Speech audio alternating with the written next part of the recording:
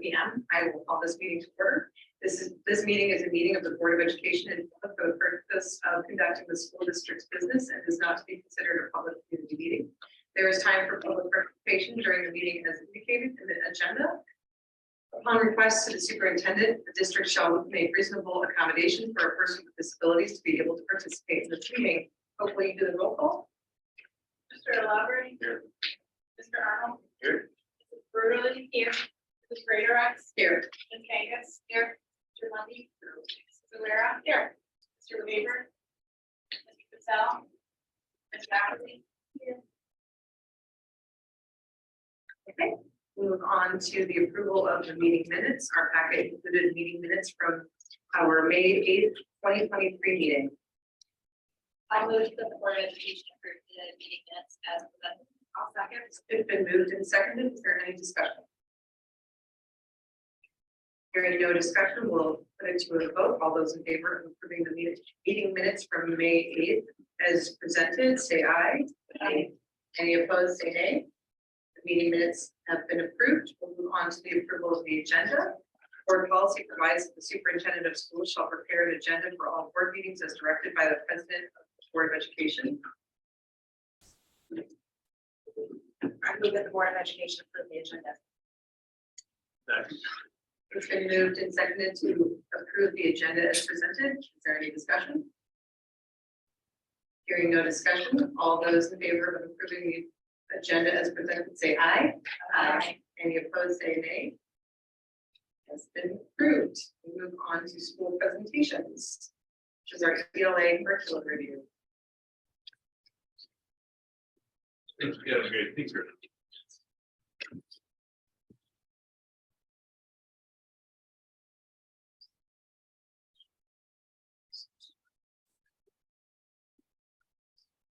Put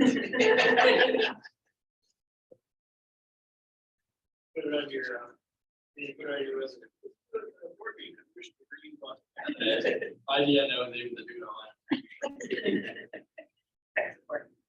Well, thank you all for the opportunity to update you on our kindergarten through fourth grade ELA team and our curriculum review process. These fine people in the crowd are all members of the ELA literacy team. And it really helped us get to this point. So a big thank you to all of you for your work and for helping prepare for tonight's presentation as well. We've talked a few times throughout the last couple of years about English language arts, about reading, writing in our elementary schools. We've had an opportunity to look at data. We've talked a little bit about some change in practice that's going on in the climate of education.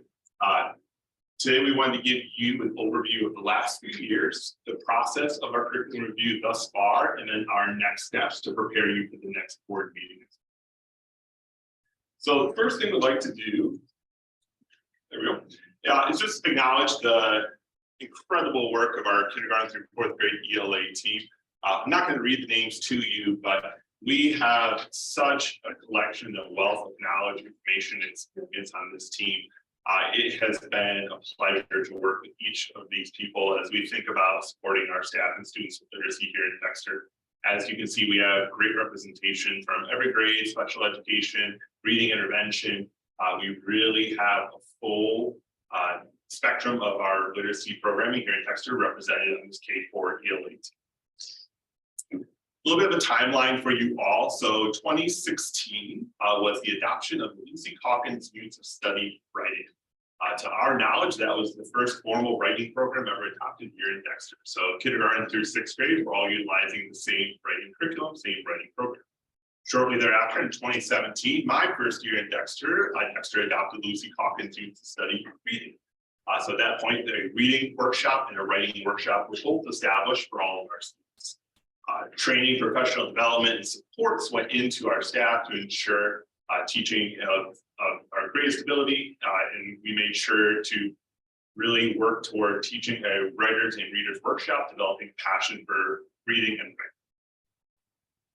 2020, here in the Dexter schools, we were fortunate enough to participate with EAB. I know that they have shared other research with you all with the district previously. They are a research company out of the DC area that does a lot of work for us. Whenever there's a topic that we're curious to learn a little bit more, they're able to put together a really comprehensive briefing for us to let us know what the current research, what the current practice is. EAB approached us about this science and reading presentation in 2020. In fact, Craig and I scheduled this presentation for March 13th, 2020. This was the first time our staff ever participated in Zoom PD. They thought it was awesome. They got to see in their rooms, they got to watch it on their screen, have lunch, didn't have to have their cameras on. They thought it was absolutely great. Who knew 2 years later they would be absolutely sick and tired of Zoom? But it was really a great experience for us. It was a wonderful learning opportunity and something that we had to come back to after we were able to kind of push through those 2 challenging years. So last year we were able to bring back EAB for another science reading presentation. And in fact, this March, Sarah Maines came to Dexter from EAB, did a presentation on the CPA to the community about the science of reading, and a little bit of that work you'll see here today. In 2021, 2022, we've also worked to adopt our Reading Horizons phonics. So previously shared the reading and writing component of our literacy programming. It wasn't until the last couple of years that we had a solid phonics program that we're able to give to all of our students in kindergarten through 4th grade. We also had letters training starting to occur. We've always had a few staff members that have participated in letters training.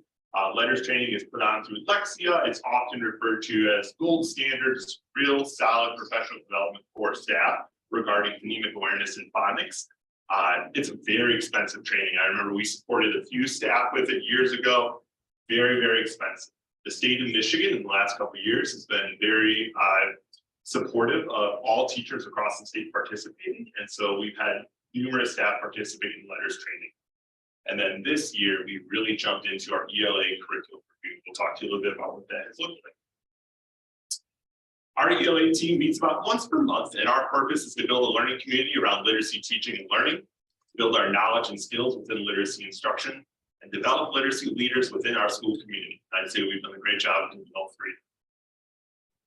Early in our ELA team process, we worked to establish goals, and kind of 3 subcategories we wanted to highlight were defining grade level expectations for students and staff, really understanding what do we expect the kindergartner to be able to do, a 3rd grader to be able to do as it pertains to reading and writing.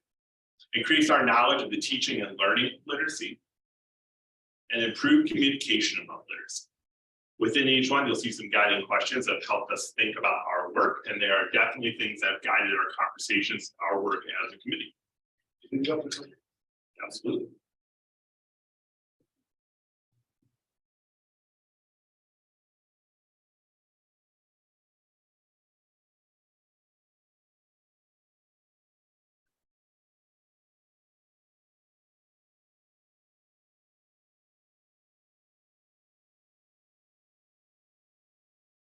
Quick data review for you all. This is data that you have previously seen, but we're looking at our 3rd grade M-STEP. This is our ELA. So this is the state test that is taken in the spring at the end of 3rd grade. At the bottom, you'll see years 2015, so the year prior to implementing Lucy Calkins' use to study reading and writing, all the way up until 2021. Dexter, again, is that maroon bar in the middle, gold being our peer group. Those are the 42 districts that we have similar demographics to, that we continue to look at their data and kind of use them as a measuring stick, how we're doing in the bigger picture. Blue representing the state of Michigan average. So as you can see, our data has remained good. It's good data. It has remained pretty stagnant in terms of we've had some highs, we've had some lows. You can see that there's a little bit of a decrease toward that COVID-19. That will be reiterated in the next data sets that you see as well. But absolutely, we, as well as many others, had a little bit of a dip due to the pandemic and the learning loss that occurred during that time. But just wanted to show you a general trend of our literacy scores as measured by the M-STEP. 5th grade scores. In 2015, we see a little bit of a spike in 2017, and then kind of flat-lining and heading back toward that 62nd percentile.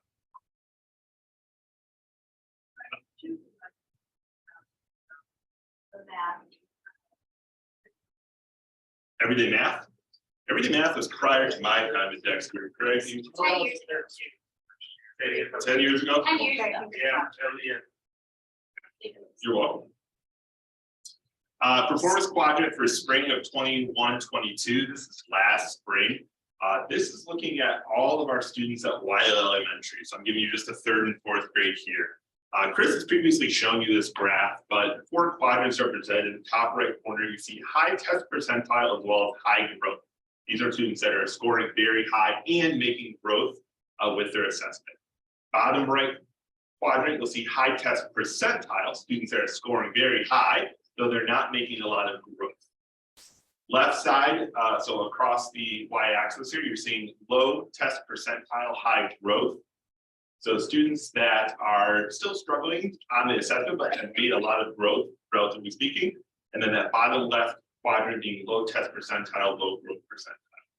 How do you define low growth or high test? Say that one more time. How do you define low growth when you have such high test scores to begin with? Yeah, that has been a challenge, particularly with our NWA. So they are the one, they have a metric that will determine the growth, whether they quantify it as a low growth or a high growth.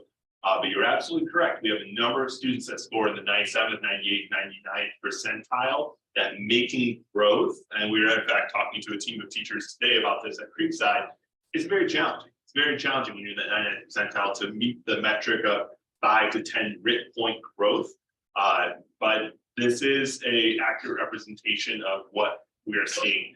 Within individual classes, we're seeing graphs that look different. We have some classes that really have high growth for all students, some with lower growth for all students. It's really causing us to pause and have conversations about the instructional practices that are going on.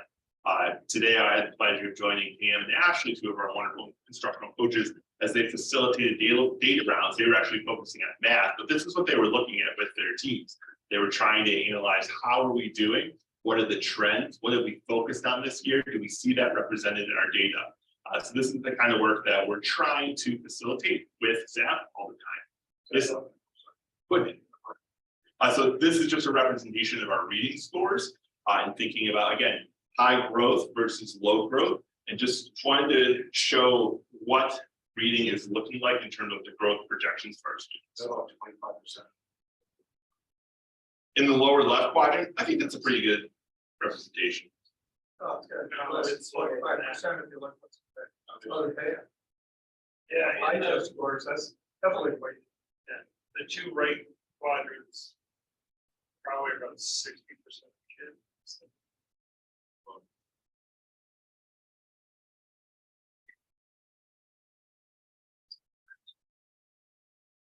Just go ahead. So another metric for you, these are RIT scores. So this is our NWA based on graduation year. One thing I want to warn you is we start in the fall. So this is a fall cohort, and on the far right corner, you'll see winter.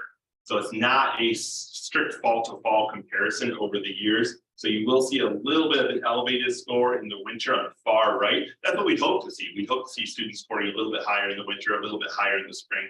But again, just wanted to show you some reading trends with literacy over the last 6 to 8 years in the district. I think the general trend we're seeing, and the trend that our ELA team has identified and our teachers have identified as well, is our kids are doing well. They're doing a really good job. Our kids should be doing great.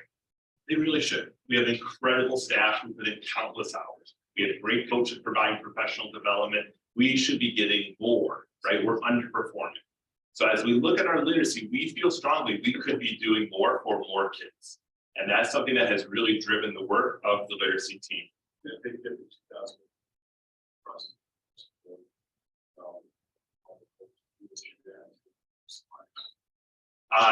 I don't know that we can point at one thing and say that that was the reason why 2018 there's a dip in the score. My guess, if I had to just make a guess, I would wonder if we had any testing on or any changes on the testing side that year. They do update their testing from year to year, and some years we'll see a slight bump and a slight dip depending on if the test has changed itself.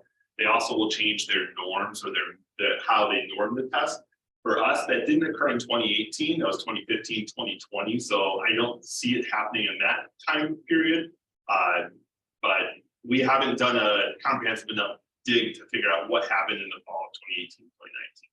That might have been the year we didn't do it every grade level, or there was a year that we didn't do that in Wiley, maybe. Yeah, in the mid, we only did 2 tests, we did like a fall and a spring. Which that would explain why those top numbers are not representing. That would be Wiley's data. So Wiley started to go on an alternate test schedule.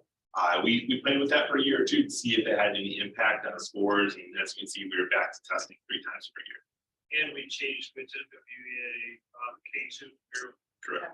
That's right, I Ebb and changed flow, and there's a change when they go into, there were 2 tests. There was one that K2, and then some kids, when they get to a certain score level, you need to the next test in 2nd grade. We had, that was about the time we were back and forth on which one we wanted to go to. And one, the younger test, the K2 test reads to you. And in the 2-5 test, you have to read all the information. So that's a big jump for kids who are used to having it read to them.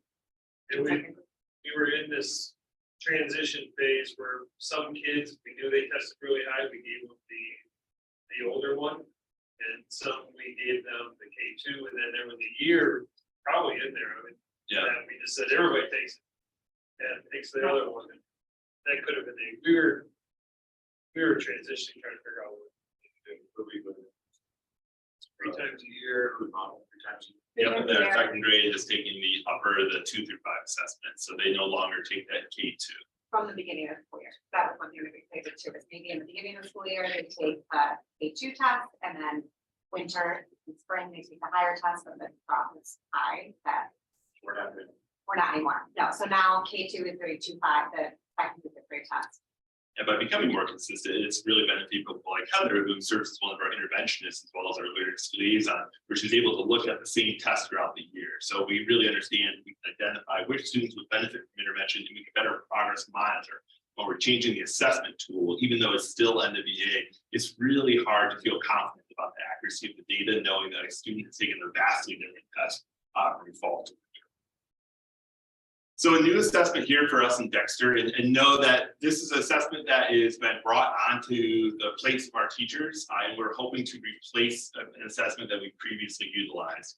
In the elementary schools, we previously had utilized a tool called Fontes Pinnell Running Record, which gave us a letter. So many of you who had kids through the district, you probably received a letter, your child was reading on a letter F. That was really helpful for students in their classroom to know which types of books they should be selecting for independent reading. Really helpful to go down to the library as well and say to a librarian, my child's at a level F, can we find some great books? We've since found that there may be some other ways that we could communicate where a child is at with their reading proficiency that would also better support teachers to let them know exactly how a student is doing. So Acadians is something that we piloted last year in our intervention. Students who qualified for reading intervention, we would administer an Acadians assessment with them. It would validate or it would challenge the idea of that student needing intervention or not. It would also give us a baseline data point to begin our intervention services and really progress and monitor that student throughout the year. One thing that Acadians does really well is it gives a real comprehensive view for teachers to let them know the skills that a student has and skills that they need to work on.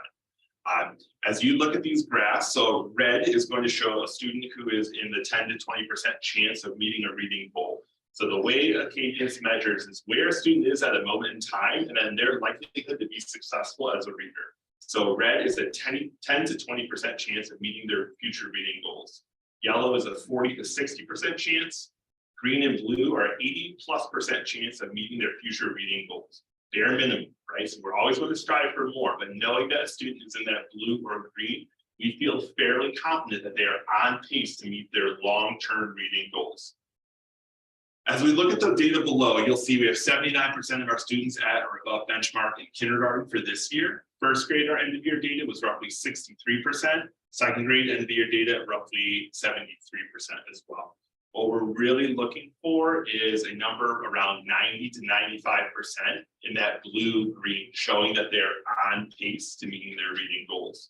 So this data has really helped us. It's helped us consider intervention. It's helped us consider our individual teaching practices within classes. It also validates and triangulates the other data sets we've seen. We're doing well, but there's absolutely opportunity to grow and develop. Again, you said this was circadian status, but exactly being by the teacher at risk. Or is this the total? You said all. I thought you said at risk kid was getting pretty good data. Now you're saying it's all kids? Yeah, I'm sorry, Daniel, I didn't close that loop. So last year we piloted this, we wanted to try it. So we used it with our intervention students. So roughly 50 to 100 students we administered this assessment for. This year, everyone in kindergarten got the assessment throughout the year, so that kindergarten data takes into consideration beginning of the year, end of the year data. Our first and second grade teachers and students were trained on the tool later in the year. So we have the end of the year data for them, but not the beginning of the year data. Benchmark is. So you mentioned against. No, this is its own data, so it's benchmarking itself against its data set. It has a projection, so it will let us know how a student should be performing against reading skills. Are there anything you want to add about students? Put you on the spot. That sums it up, yep.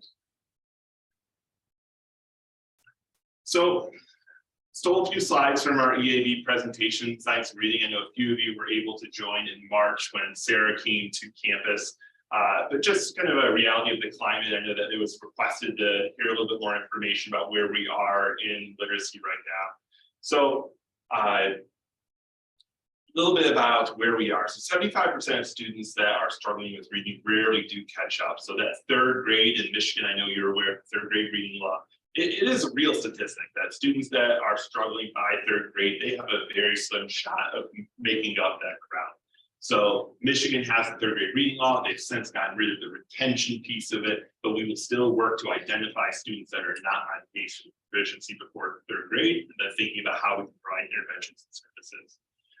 Thinking about bottom left corner, so 54% of students that are struggling readers are less likely to attend college compared to their peers. We also have data that informs that this is not, it's very quick that folks to make assumptions about which demographics or subgroups this data might be impacting. It's in fact all. So we look at the NAEP scores in the last few years, which is a national test. We have seen decreases in almost every subcategory. So all students' reading proficiencies have dropped. 30% of struggling readers come from households with at least one college-educated parent, right? So this is affecting all. Thinking about why is this the case, or does it have to be the case? No, it doesn't. So this is data that has been brought together from a meta study. So they've taken a lot of research and they've compiled it.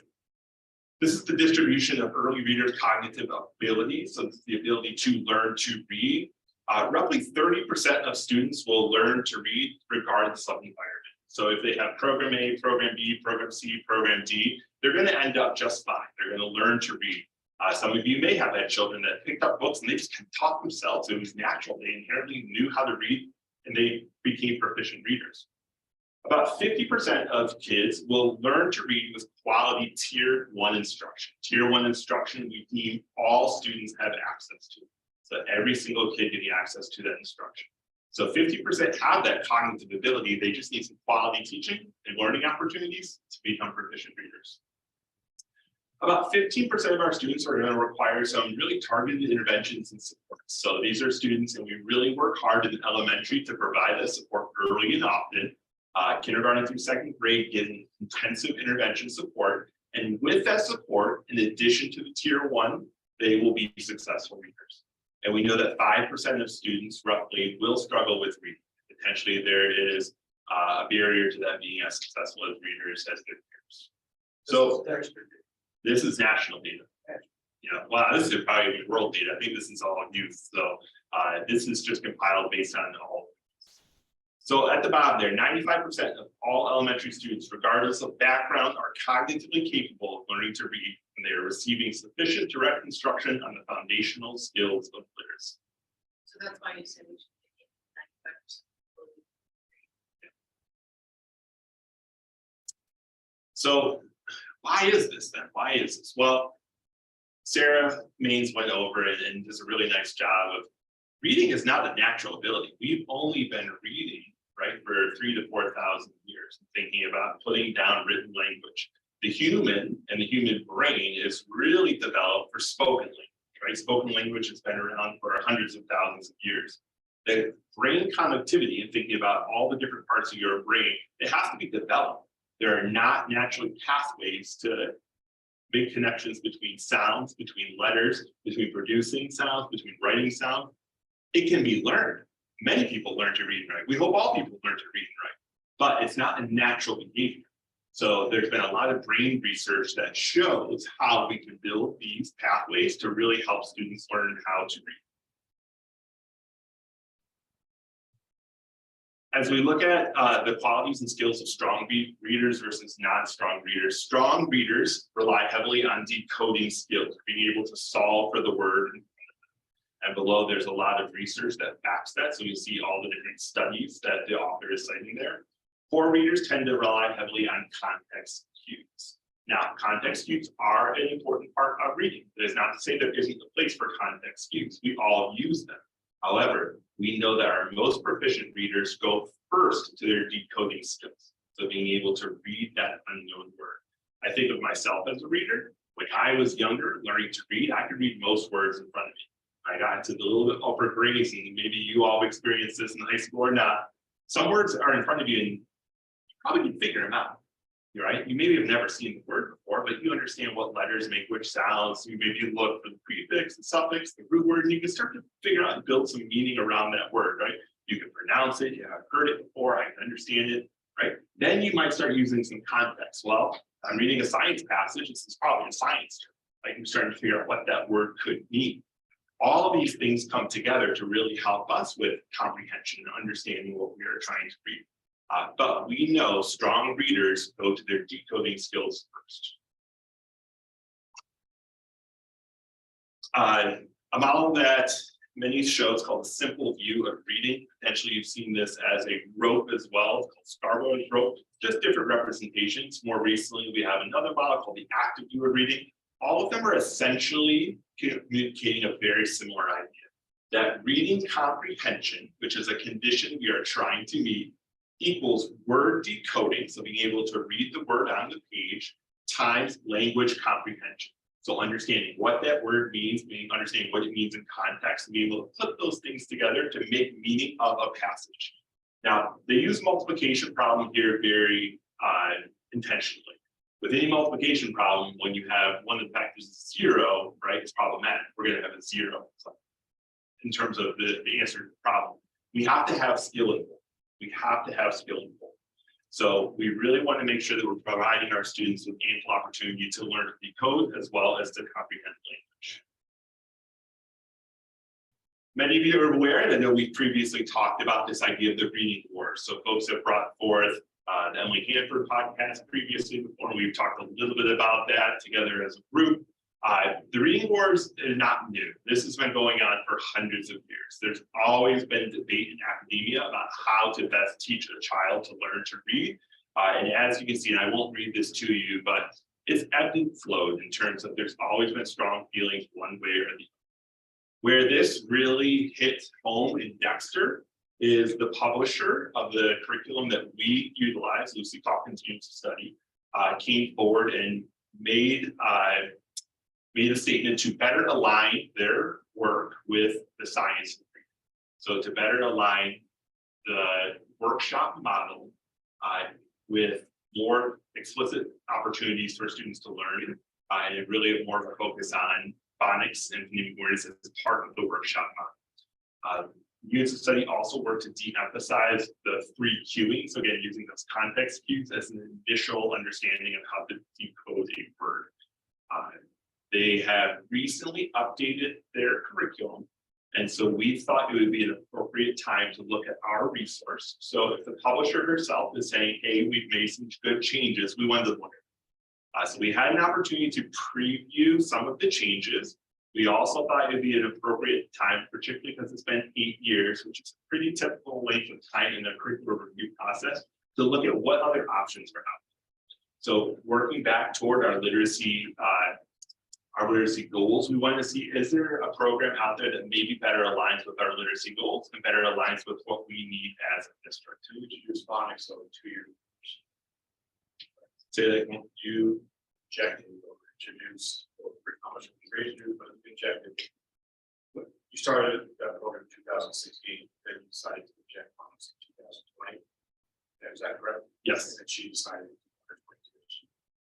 At the same time, Lucy Calkins Units of Study did have her own phonics program rolling out. So 2019, 2020, The caucus phonics did also come out. We chose to go with Reading Horizons. It provided a little bit more direct, explicit instruction for staff and students.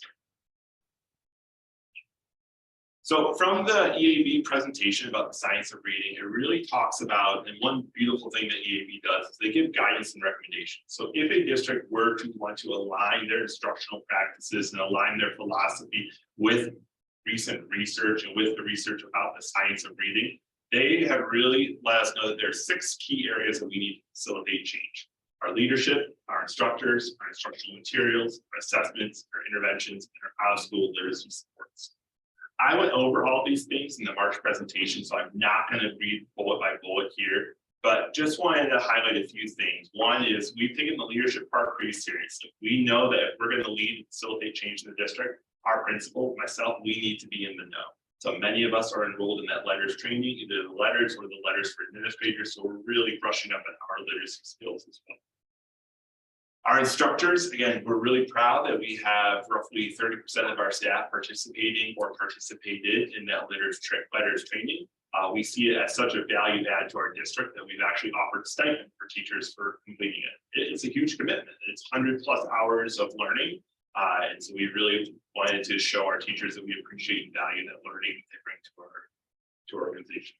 We also have, and many of the folks in this room are part of them, we have people a part of all different types of leadership networks and coalitions across the state that are constantly in the know, meeting with people that are leading their field in literacy, and they're able to bring that knowledge and information back to Dexter. Again, we previously talked about making some small shifts in our assessment practices. One, we wanted to see, does it better inform our instructional practice, which it has, which has been terrific. We've been able to look at a few teachers that have really looked at their assessment, their cadence assessment, and used that data to drive their instruction. They've seen some terrific results. So we're really excited about the future possibility of what assessment can do for their learning. And as highlighted also, we also have wonderful coaches facilitating instructional rounds. We're really elevating data to make this district a data culture and to have a culture of data. We've worked hard to solidify our interventions, so it's being able to better support students with the specific skills that they need support with. Previously, the metric we were using to identify students for intervention and then the intervention we were providing didn't always match. And that would obviously cause a challenge, and that if we're not providing an intervention specific to what that student's need is, well, they're likely not going to make the anticipated or desired growth. So we really worked hard to better align those practices. Out-of-school literacy supports. We've been working to better engage families. This year, we've been able to ship our at-home literacy with a program called Lexia 4.5. Previously, we had access to some books and some titles digitally. Lexia 4.5 is really wonderful because it's providing instruction as well as practice at a student's level. And again, the teachers that are most utilizing Lexia 4.5 and using that to inform their instruction, we've seen a lot of growth in their students. Which gets us to our instructional materials. A curricular resource is by no means the silver bullet. There were a perfect curricular resource, every district in Michigan, every district in the nation would have it. Absolutely, we know that to be true. As we've evaluated curricular resources, we've found some that look terrific and some that look like they just won't meet our needs. But one thing that's been common about each program that we've looked at is each one of them will require the work of our staff to make sure it's best suited for our learners, best suited for our district. So that is inevitable, and that's something that we've had to come to terms. We have a really, and this is a good thing, we have a really particular group of educators that they want the best, and I don't blame them. Our kids deserve the best, but they're really having to remember that everything we look at is going to have a fault. Everything we look at, there's going to need a little bit of support. And so we've tried to take that into consideration when we've been thinking about curricular resources.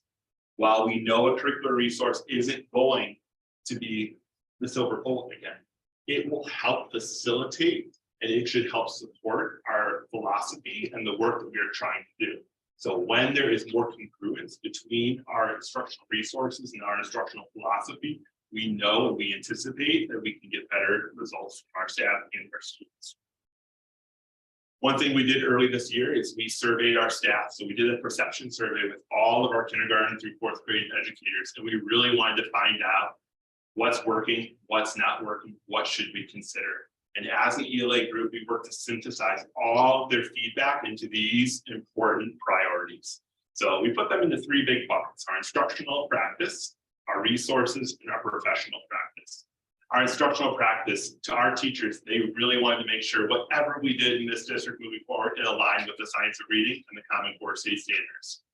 It was important to us, particularly because we've seen great results in the Reading Horizons program, that there was explicit, systematic, and sequential instruction. There was time for whole group, time for independent practice, and time for small group instruction.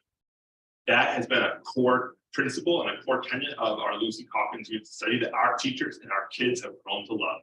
Every day kids get to pick books, every day kids get independent reading time. That's important to us. That's something that we didn't want to work away from.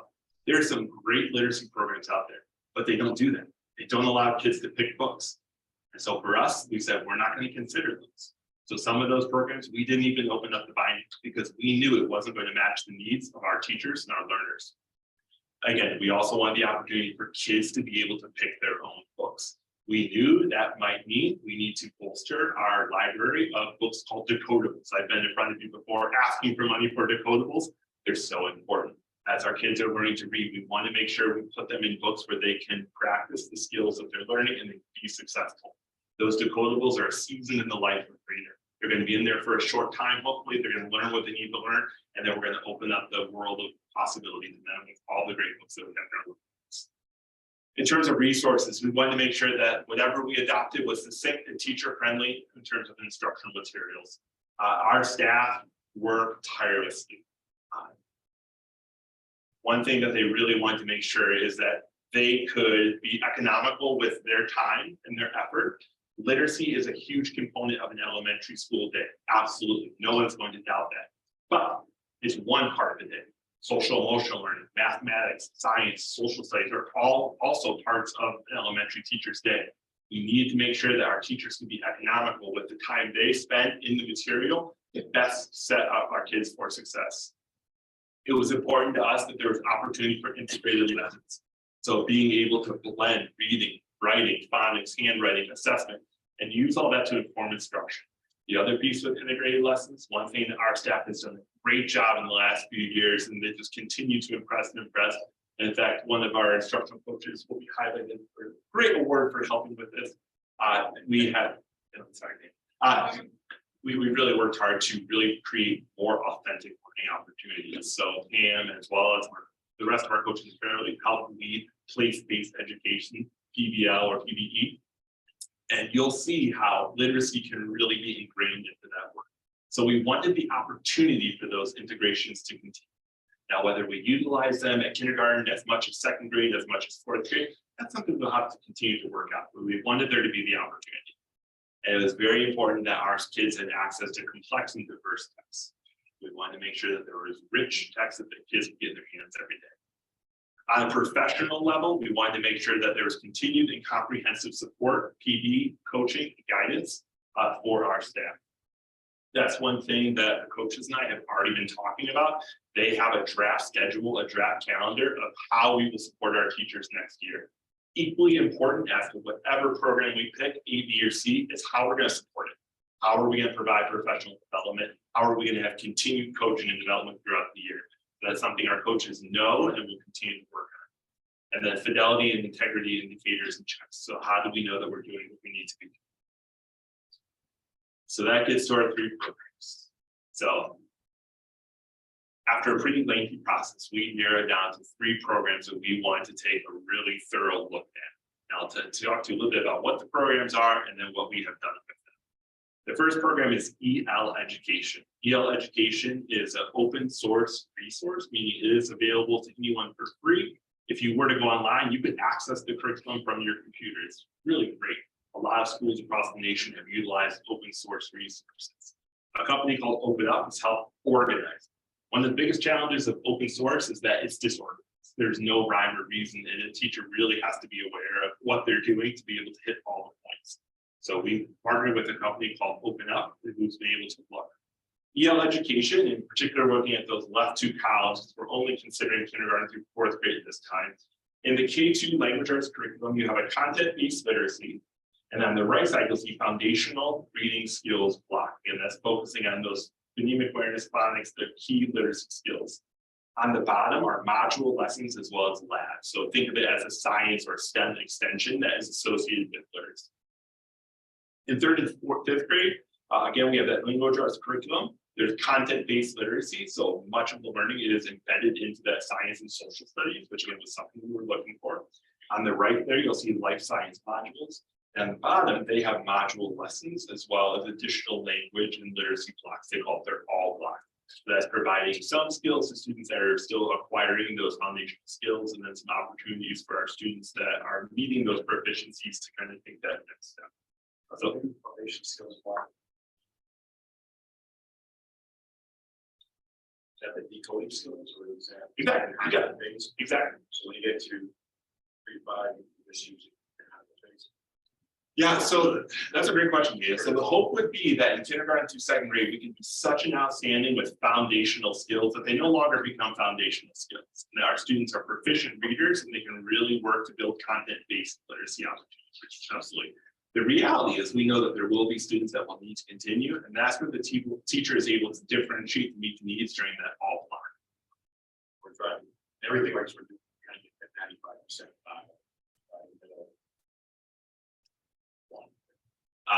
That's the goal. I would say to me. The goal is, yeah, by third grade that we have more students that are able to decode fluently, are able to read fluently.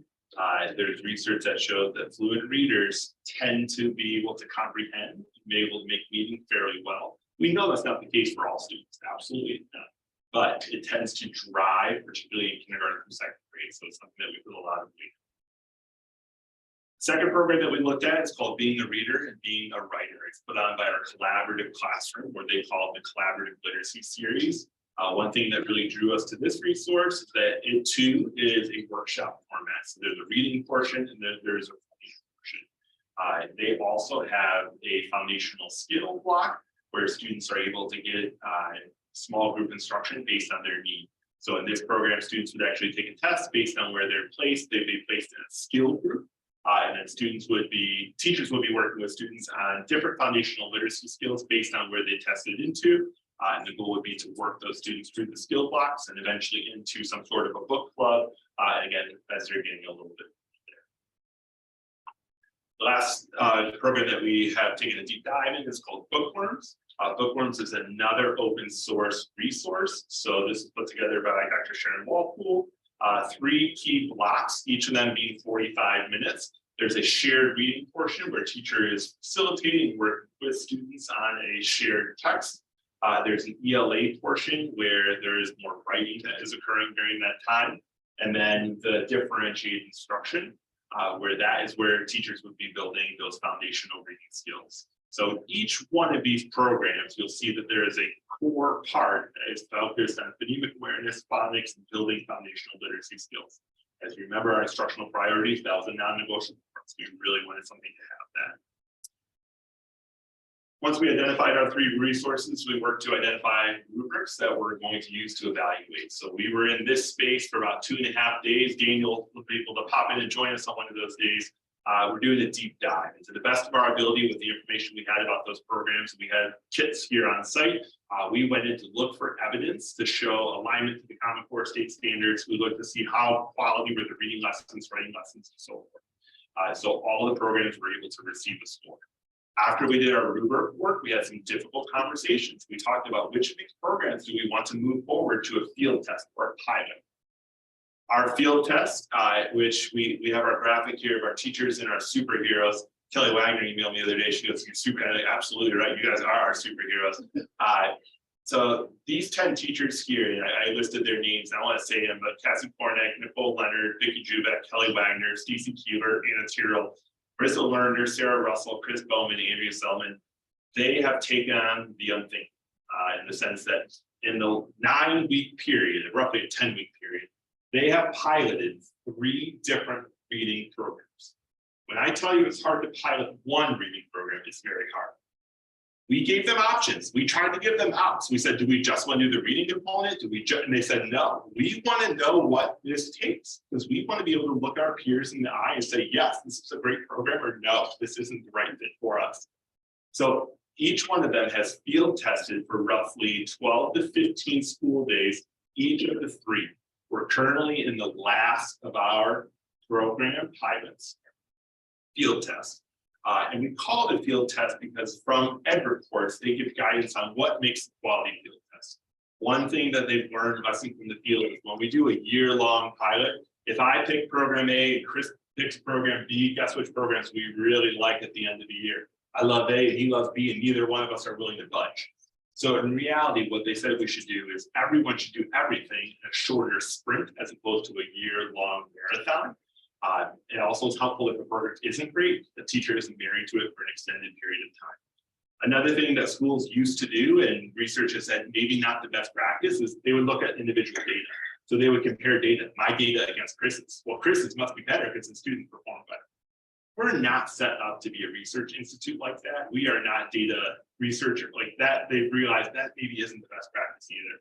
So what the guidance is and what the field test recommends is we should be comparing these programs against those instructional priorities. These are the things that our teacher said they wanted in the program. Does it do it or not, right? You all have test driven a car long enough to know, yeah, this could be a good fit for me, or no, I hate this car. This isn't going to be a good fit. We wanted to give everyone an opportunity to demo these cars and let us know if this is going to be a good fit. So they have been doing incredible work. Pam, Ashley, and Heather have all been behind the scenes. They're supporting it. So they're running it around. They're the hamsters in the wheel, just making sure that everything is going. So whether it was assessment, materials, they are doing a lot of behind the scenes work to make sure that these folks are successful. Finally, with each of our pilots, we were able to put together like a 3-week sprint. So to start the sprint, we had an hour and a half with a representative from every company. They would talk to us about what their program is. This is how you actually teach it. Our teachers are really skilled. They sometimes just need the opportunity to get familiarized with the new program. So to have an expert come out and say, this is where you're going to find this is where you're going to find that, that's all they need to do. They understand how to teach literacy. So that wasn't the support they needed. Once they got going, about 5 to 7 days into their field test, we wanted them to go on a site visit. So for 3 Fridays over the last 9 weeks, we have done field trips. We've packed up the car, we go out and we go on a field trip. We went to Waverly schools where we were able to see EL education in practice. We went to Williamston where we were able to see bookworms, and we went to Riverview where we saw collaborative literacy. At each of these sites, we're able to, in the classroom, watch teachers teach it, watch learners learn it, and then really meaningful, talk to admin, coaches, and teachers after to say, tell us what you think. What do you wish you would have done? If you could do it again, would you have done it? What have you done to help with the coaching to make this successful? Because again, we've already identified equal as important as the curricular resource is the coaching and the support that we can provide as a district. So all of us have been going on these field tests with a different lens and thinking about how can we make sure whatever we do here at Dexter is successful. I've been doing it. Yeah, good question. Most all these schools are in year 1 or year 2 of implementation. 2 of those schools are part of Ingham ISD. Ingham came out and had a mandate and said, everyone will change what you're doing in literacy to be aligned with the science of reading. And so their ISD was able to facilitate curricular reviews with each one of their districts. So all of them were in year 1 or year 2. Riverview, which was collaborative literacy, they were a year 1 program. So they recently rolled out collaborative literacy. Prior to that, they did not have a curricular resource and were utilizing things that folks had shared or that's been available. They don't have data yet, so teachers don't have a sense of what. They absolutely were able to speak on data. I mean, they've taken assessments throughout the year. From my impression with each one of these in different ways, the quantitative as well as the qualitative data supported the work. Everyone was very happy with the decision they make, and everyone felt that it improved student learning outcomes. I don't recall one person we spoke to that said, like, nah, we shouldn't have done this. Everyone was really supportive, which when us considering all 3 was positive. It was great to know. And we were able to learn some wonderful nuggets, whether, hey, you can use this binder to help you with this, or hey, this is a great trainer. If you go this program, make sure you get her. She's gonna rock your world. It'll be everything you need. So we've been able to pull up a lot of information as they did. Did each of the schools that you went to for the field trips, they assessed each one like you're doing? Yeah, Did good. they try all 3 of those, or In different combinations. Okay. So there was not one district we went to that piloted these three. Some two, some just one, and some different ones that we hadn't considered, some only one. We are one of the few that have these three, although a curriculum director at another district coincidentally called the other day, they're piloting all three of the same as well. The three that we picked, they're nationally known. They've been rated very highly on Ed reports. They're resources that are out in the community in terms of conversation about what are good resources. So I wouldn't be surprised if more districts that whenever they get to their next curricular review, these may be three options that would fall under.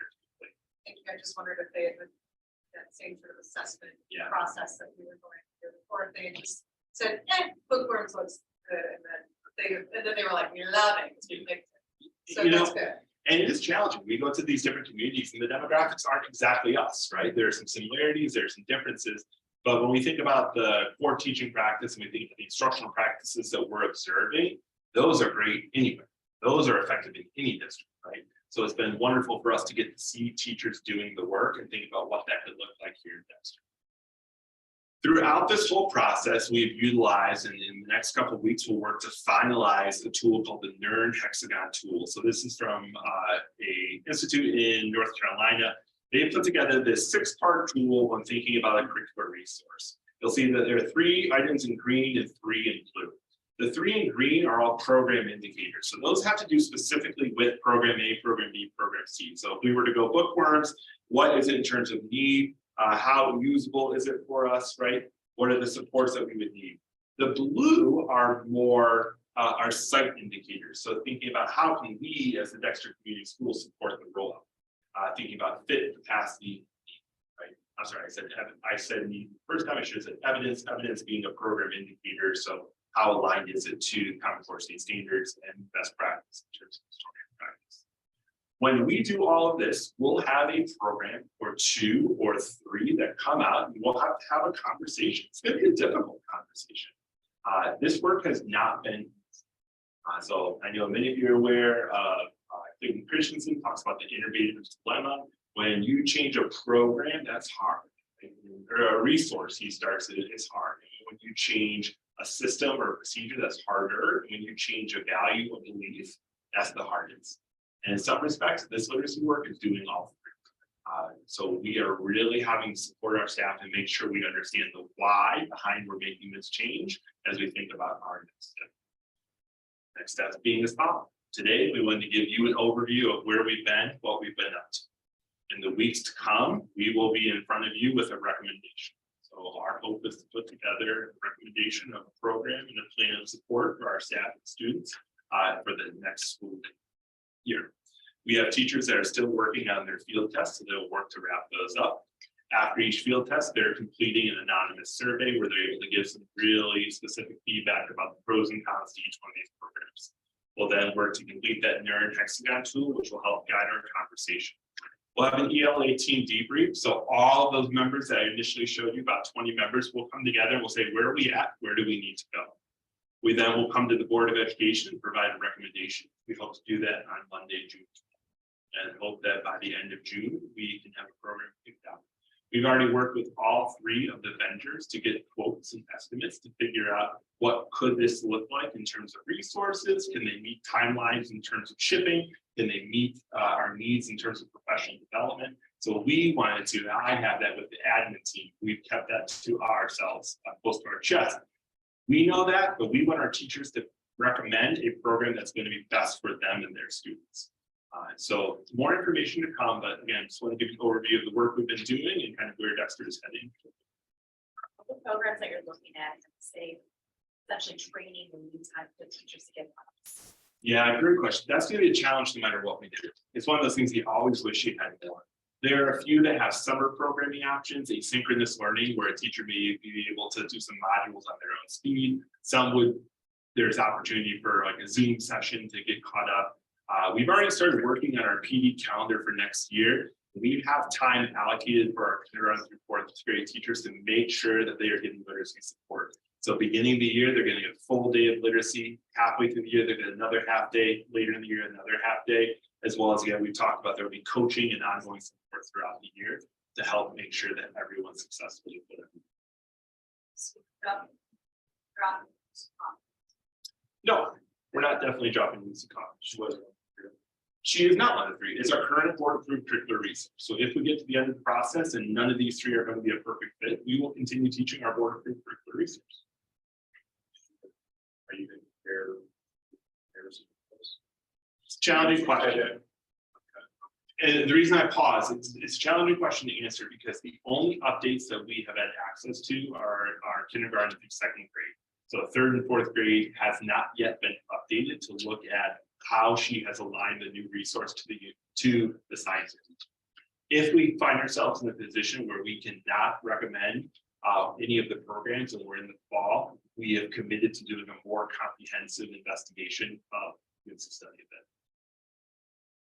So just to clarify that, these programs that you've been evaluated, they are comprehensive programs that would cover all of the pieces that you showed in that initial graph with the reading, writing, also maybe phonics.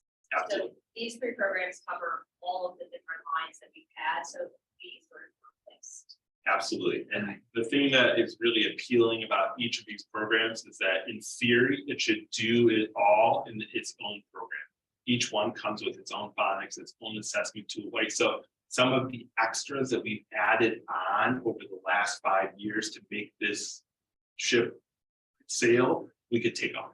So we can work to take some things off of our teachers' plate to say, hey, this program no longer needs to do it. It's going to be built in. It's going to take us some time, right? I want to be fully transparent that whatever we do this fall, we're going to have to focus on one part of it. And then the next year we'll focus on another part. Then the next year we'll focus on another part. It took us years and years to get to where we are now. And it's going to take us some time to get back in a greater level of proficiency. So that kind of is my recollection of back in 2011, in that zone, we're doing pretty well compared to that. And so we made a big investment in that. We said we're gonna shift some time, we're gonna take 20 minutes away from instructional time, probably back in fifth grade. And we're gonna go from 50 minutes to 75 minutes of math, and we're gonna reduce the amount of reading. And then the scores started dropping, and in my mind, I was like, well, maybe it's because of the emphasis. And then we adopted this confidence, and then it seems, the data seems like it's got great. But I'm just curious about, if you go back, is my memory, and you don't have the answer now, but that would be a question I'd like to see, is whether historically we did better before we moved to confidence, or do we now? And also, when you come back in presentation, what I've heard is the prep time for teachers with the loose confidence model is very laborious. It's very long. It takes them, an hour every night to prepare for the next day, and that's just repeating and teaching Saturday, whatever, So I'm interested in the prep time for the teachers and whether this will be easier for them. And that's absolutely on our list of priorities. We not only have one of our teachers, but we have her partner here tonight too, who would like to see a little more of her. That's absolutely something to consider. I'm not going to tip our cards, but one of the programs that we did evaluate, we found that it was equal, if not greater, prep time. So very quickly, teachers identified, I'm not sure that's the right fit. Now, we have to have a bigger conversation because that's one piece of the puzzle, right? But as we start to think about our priorities, that is something we're really considering. When we think about data in 2010, you mentioned earlier, Jeff, thinking about school is different in 2010, right? We allocated time differently, we had different needs, we had different desires. And while we were doing a very similar thing, we want to make sure that whatever we put in now is going to support the student and the learning that's occurring now and for future. Yeah. Thank you very much. Actually, thank all the teachers here. I did a little bit on this for a while. I know you look at part of it, I actually stopped in, not to disrupt it, have to. Like both teachers, all books on the deck. You might have been about that's a little overwhelming.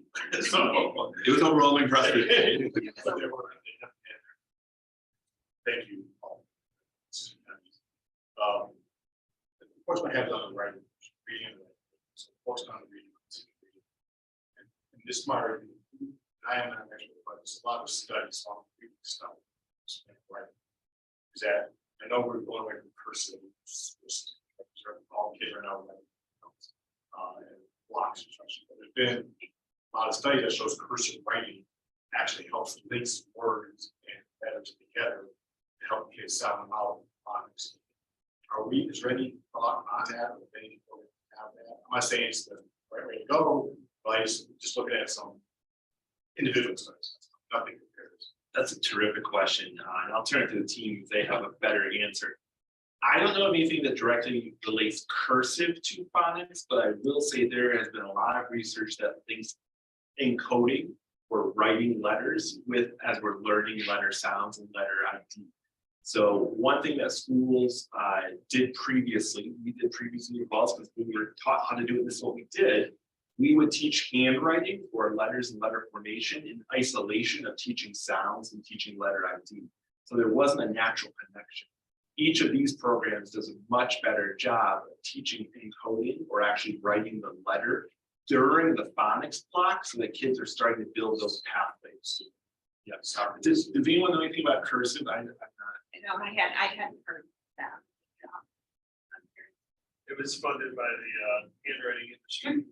Well, okay, no, there is research that shows, there is research that shows that some students who struggle with encoding, it's the picking up your pen. Right. So as you're forming letters and you're picking up your pen to print other letters, it can disrupt or interrupt the encoding piece. So cursive for some students is a better way to help them encode and learn how to spell. It's also a fine motor skill. So there are some kids who struggle with fine motor and also again, picking up that pen is difficult. So when you have cursive, then that's something you need to do. It doesn't disrupt that link. Your brain is working really hard to not only spell the words and sound them out and send messages down your hand, your neck to your fingers to write everything out. So yes, there is research that supports cursive for some students. Is like I said, there's no way for it.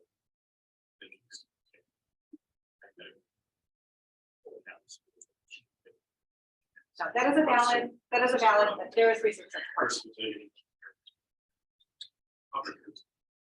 Okay, thank you. So the schools that are using policy testing, I think I already asked a question, but nationally, or they may not be on pursuit things. Is there any data showing how they test or how the students do the chart you showed, like the rainbow, bookworks, bookworms, Waverly. The three programs you have. Is there any, they've been around this long, studies out there that show that they prove that it's open to them, or that the new school idle other schools, or at least at a level where you get to that, the upper, or to that upper right tranche, or all the tranches except for the lower right, I except the lower upper left, because that's short proficiency, right? And may not be one of them gaining proficiency. That research shows whenever you adopt the program, you get 12 patient dip. And then once you come out of the dip, you'll get some kind of gain, regardless of what the program is in a school. And the reason is schools were designed under an industrial model. So as soon as you standardize parts of it, you'll get some gain. It's a long-term implementation that it gives you. Right. These programs been around for a decade. So I think as we identify, the curricular resource is one part of it. Right. And so I think if we were to look at data and look at school districts that are implementing any of these three, it'd be hard to parse out what part of the puzzle is directly responsible for the great test scores. And one would hope that a curricular resource helps move a district toward those great scores. I guess I'm just trying to frame it in that there's always a little bit more to the story. There are districts that are using curricular resources that in the field, people would say, that's not a terrific curricular resource. Yet their scores are very strong, very good. And vice versa. There are schools that are using terrific curricular resources resources, their scores are not ideal. I think generally, given that these have been nationally ranked based on how they were written and their alignment to Common Core state standards and the implementation in districts, is that these are 3 positive programs. They've generally received. So Ed Reports is going to be the national organization that is one that we often look to when we meet with some of the education people that we highly respect and say, where should we start? They always point us to Ed Reports. I've taken way too much of your time. I so appreciate it. Know that this was a fraction of the amount of time that we talk about this stuff because we absolutely love it. But we're looking forward to coming back to you in a couple weeks here with a recommendation for the Dexter Community School. I do want to thank Ryan and his team for all the work on this. It's an incredible process and depth. And our teachers and coaches that have been involved in this. Thanks for taking the time tonight to come out. I don't know if everybody knows it. You introduce. See you all. Ashley Kearns and Cam Krebs, instructional coaches. Heather Green, literacy. Liaison. Kelly Wagner, elementary teacher. And then Mike Wagner, who actually is the man. He handles both our revenues and our expenditure.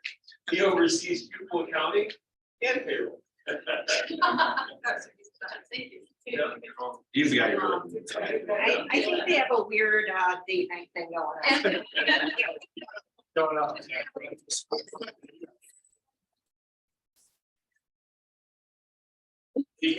Just to echo what Chris said, thank you so much, and to all of the teachers for putting in all of this work, being so thorough, we really do appreciate it. We'll make sure, we'll see everyone on Tuesday. We'll make sure to share that for you occasionally. Thank you guys.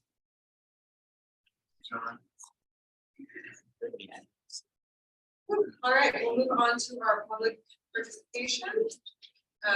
Each speaker is allotted a maximum of 5 minutes for a total of 30 minutes, unless otherwise notified. At this point in the meeting, those making a public comment, we ask them to get their hand. So that they may be, I may be divided equally. Please remember that you should speak on something that is in our scope. And also please take into consideration rules of courtesy. Is there anyone who'd like to use public participate? Can I say something even though I didn't turn in a sheet? Yeah. So I just want to thank Mara personally for inviting our alternative ed students back to the Wellness Center. And for our few students that are, coming to school right now, it is really an awesome time. And we had an amazing pickleball game today. So it's keeping them engaged. I just want to thank you for that. That's all. Thank you. It's my other hat. All right, we'll move on to administrative and board updates. Starting with Chris. I want to thank Griffin for his time as board student rep. This is his last meeting. Oh, You had.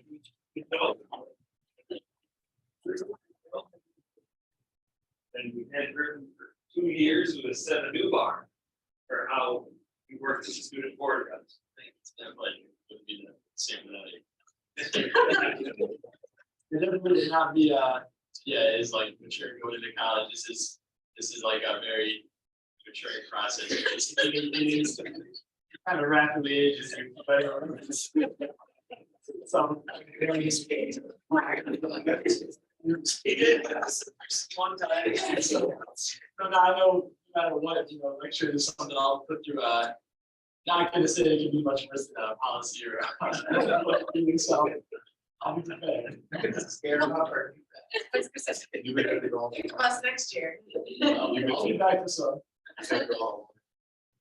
Oh, I was here for some numbers, yeah. I Yeah. Why I missed You missed the board mass meeting? I did, but I was here for the election stuff, so I got my fair share. That's true. That's true. Yeah, so it was it's been an interesting process, but I've enjoyed every minute of it, and I've got breaks next year where I'll be back and sure all of them in the year too. I'll be enjoying it. That's fine. That's where you're doing your break.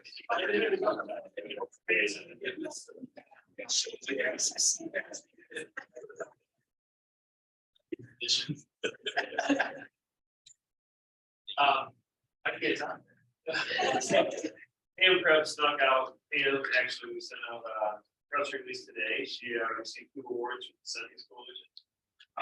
For contribution to place-based education. So a lot of our work that we do. And throughout the K4, K6 level on place-based work is behind the scenes. Want to congratulate Mara and Elise this morning. They received awards from the ESP. Brad Vanessa came all the way down. I've not seen Brad in person in.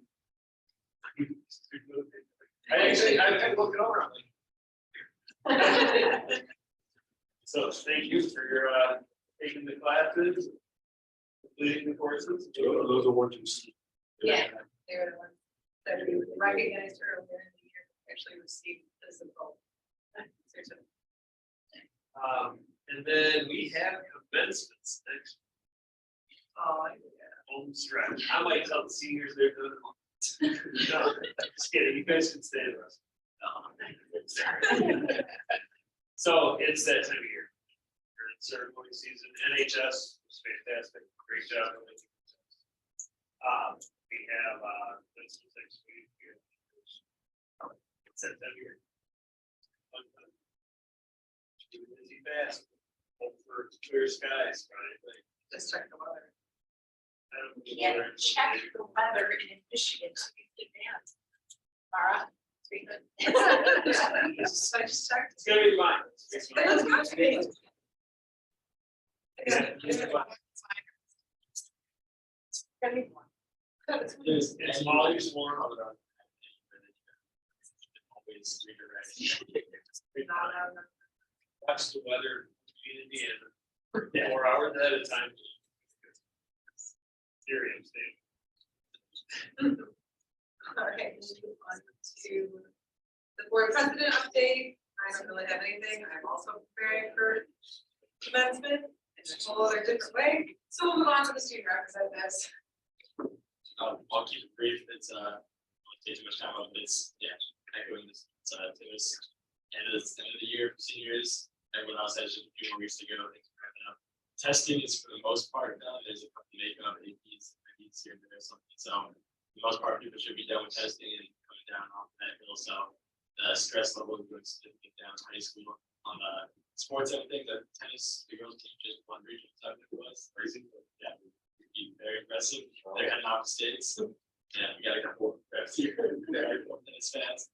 The Dexter debate, and for instance, shameless plug, we had the Grand Hotel tournament this weekend, which is just a big conference for debate and stuff. And we took 4 of the top 5 or 4 of the top 6 for debate, and the top 3 for us too. So top 3 debaters at Dexter. So we keep our legacy going a little bit longer, and so next year for the regular debate season, all The high school. that's what I They all do the same. yeah, Like last time. the Grand Hotel tournament is a little booster than like a full tournament. It's supposed to be kind of like application kind of tournament. So they just mix everyone together. I went to judge because I'm middle of testing season. I wasn't to write a whole new debate case and all that. So I judged. I saw some interesting stuff. I saw some humorous interpretation where you get like a script or you gotta like read it and be humorous with it. So it's always fun. It's always a good time. And then actually reads pretty well, which isn't that. Yeah, so last week, Creekside actually had their sale, which went really good. I heard that they raised a lot of money, and that funding actually goes back to the. Which is really good. And I actually went to the place today, and it's really good. They sold a lot as well, which is good. And last week we also had an election. And I think it was a pretty sad time for the seniors who's gonna go away, but I think it was also a good thing. And definitely hope next year is just to continue to be well.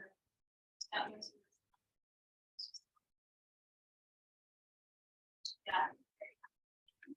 So you. Spoken like a true president. I think traditionally we should take it over on the way out.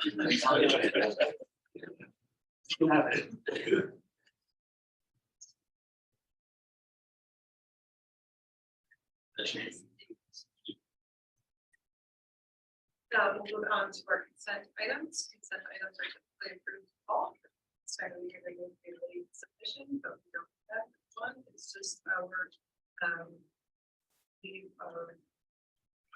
That's right. I move the board of education approve it. I'll second. It's been moved and seconded. Is there any discussion?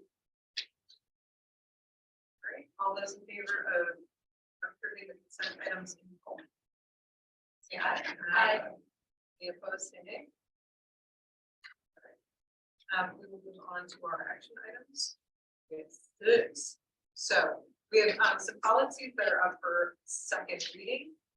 Our package contains policy updates that policy committee reviewed May 5th, 2023, in which the board approved first reading May 8th.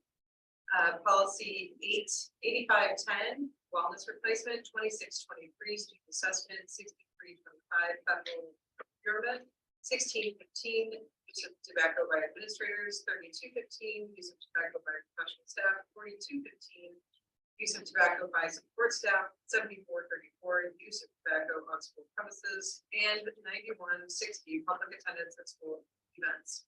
As requested, the committee reviewed the edits to policy 623 at the May 16th meeting. The Board of Education approves the attached policies as read by the president for second reading. As I'll second. Jennifer. All right, it's been moved in second. Is that close? Discussion. I guess, do you want to comment? The committee did meet again. There was a question about this policy. And looking at it further, we did not make any changes to the policy in first reading. The question was whether we wanted to the SAT, which was a common choice. And because the policy currently states the tests that are required by law, we felt that it was best to keep just the required ones in, knowing that our district makes decisions in order to get the best data. Just so that we didn't close ourselves into requiring a test that may shift. So it is the same as for the other.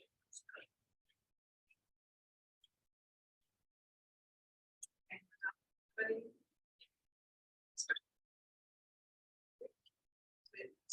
A vote to approve the attached policies as read. For second reading and final approval. This is an action item for the roll call votes. Mr. Elaborate. Aye. Mr. Arnold. Aye. Mr. Burley. Aye. Mr. Grader. Aye. Ms. Higgins. Aye. Mr. Lundy. Aye. All right, we'll move on to our second action item, which is policy 7450. At the May 8th meeting, the board approved updated policy 7450 for first reading. CFO Sharon Reschke requested that it be adopted retroactive to July 1st, 2022, so that the inventory for this fiscal year can be consistent. So it's been moved and seconded. Is there any discussion? All right. We'll put this one to a roll call vote as well. Mr. Arnold. Aye. Mr. Burley. Aye. Grader. Aye. Ms. Higgins. Aye. Mr. Lundy. Aye. Mr. Guerra. Aye. Mr. Elaborate. All right. Moving on to our action item number 3, is policy 5512, our first reading at the May 8th meeting. The packet contained an unedited draft of policy 5512, use of tobacco by students, which the board approved for first reading in error. This policy is presented for first reading this evening. The edits are consistent with the edits with other tobacco policies the board reviewed and approved for the first reading. The Board of Education approved policy 5552 for first reading. I'll second. Been moved and seconded. Any discussion? All right. Roll call close. Aye. Mr. Grader. Aye. Ms. Higgins. Aye. Mr. Lundy. Mr. Guerra. Aye. Mr. Elaborate. Mr. Arnold. Moving on, actually, item number 4 is the WISD election delegate and candidate. Our packet contains a memo regarding the upcoming WISD biennial election and a sample ballot. The election will be held June 5th, 2023 at 6 p.m. By law, the body electing intermediate school district board members will be composed of 1 representative of the board from each constituent district who shall be designated. The constituent board at least brutally stated at the May 8th meeting that she would be willing to serve as delegate. The board would need to choose a delegate and an alternate this evening. In addition to selecting delegates, the board needs to direct the voting delegate as to whom to cast Dexter votes for. Incumbent R. Stephen Olson is running again. His biography is attached. 2 ISD trustees will be elected June 5th. So in addition to Olson, we need to, there are write-in slots on the ballot. Each constituent board of education may only vote for 2 candidates. Dexter may wish to determine a write-in candidate of their own this evening. There is one write-in candidate that.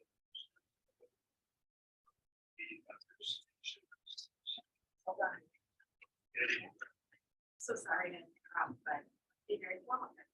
I move that the Board of Education adopt the cash resolution naming Louise Burley as the WISD election voting delegate and Daniel Albright as the alternate. And I direct the delegate and alternate to vote for Stephen Olson and Amy to discuss.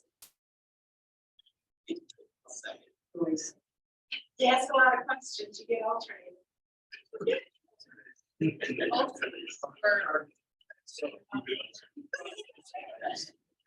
Yeah, I see board. It was moved. Second.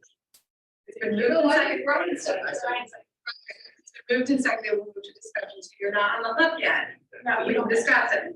So, the ISD board, they already have as many candidates or as they can have. So, Steve Olson is out of Chelsea. There is a write-in candidate, Dr. Shivers, who lives in Lincoln District. Dr. Shivers is actually a former ISD employee. She was that. Then she was assistant superintendent at ISD. And she went up as a superintendent of Shivers for this situation. She's a parent in the county. She's well versed, she's knowledgeable. True. And again, I didn't want to jump, but you don't have to serve the compliment. If anybody else is going through it, I just think it's- you show up. If I, oh no, you're calling, so calling, right? No, it's in person. The first, your first one. If Elise can't perform for meetings, where do you would be expected? I think it's the ISD. At the ISD, right? Yeah. So, the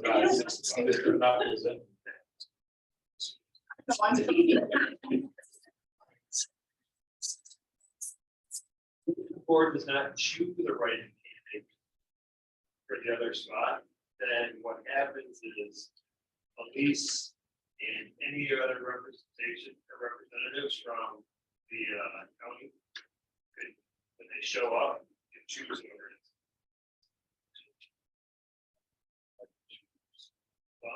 If you have to get a majority of votes, if only 3 districts show up to vote. They're not. That's up here. It is a unique, it usually doesn't have to be,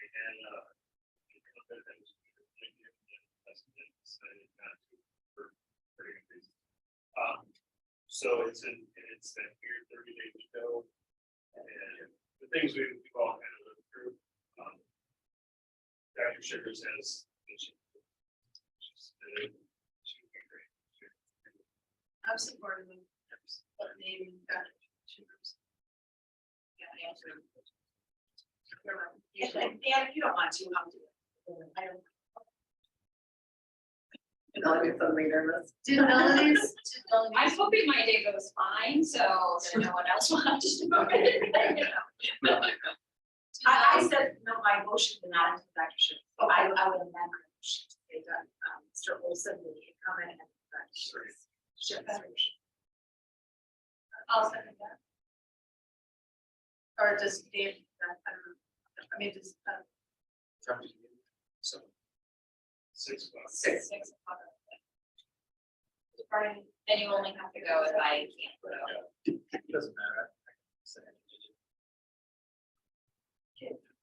all right, let's do it. Do it. So I write down this program. Prime.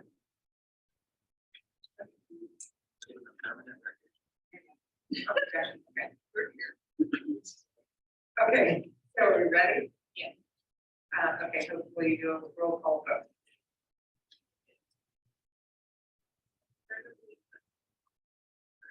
Greater X.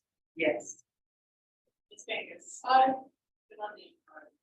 So we're, aye. Mayor Labray. Aye. Arnold. Aye. All right. Moving on to action item number 5, it's the WISD budget. Our packet includes 2023-24 proposed budget documents from the WISD. Board must adopt a resolution to support or indicate specific recommendations for changes before June 1st, 2023. This was previously discussed at the May 28th, 2023 meeting. That's all right, the May 8th, sorry. The May 8th meeting. That would be in the future, otherwise, and is presented for action this evening. Move to the Board of Education adopt the approval resolution regarding the proposed WISD 2023-24 budget. I'll second. It's been moved and seconded, discussion. It's, we discussed it at the last meeting, it'll probably have higher revenues. Here based on the first order of expectation. But still very conservative.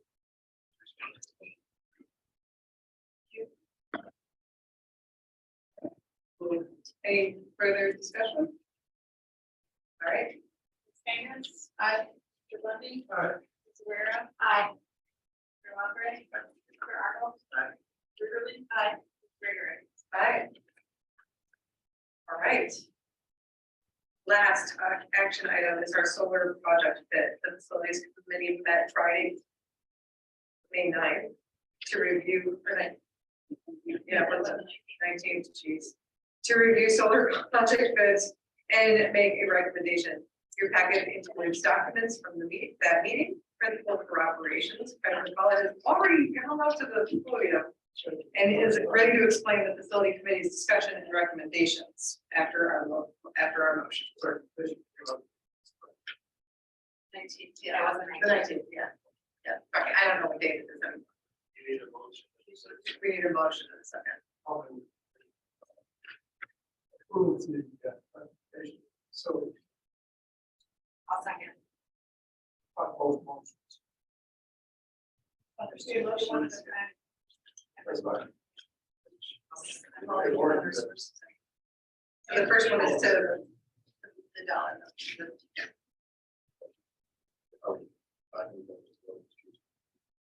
Project based, solar project based. Sign proposal with the general. $1,030,000. Including 10% contingency. That's including plus. Yes. Oh, that's important. Contingency. So Awesome. The total is, So we have total. Total one. Melanie seconded. It's been moved and seconded. We'll move into discussion. Hi. Everybody. I have a question. Sure. The 10% contingency, I normally receive 15. I'm just curious why it's not higher. When we talk about the project, that was based on Sharon's recommendation, our conversation with the consultant. I think that always is the second, which we have combination of non-rebates, raising grants. We have. That would be a pretty big for this thing.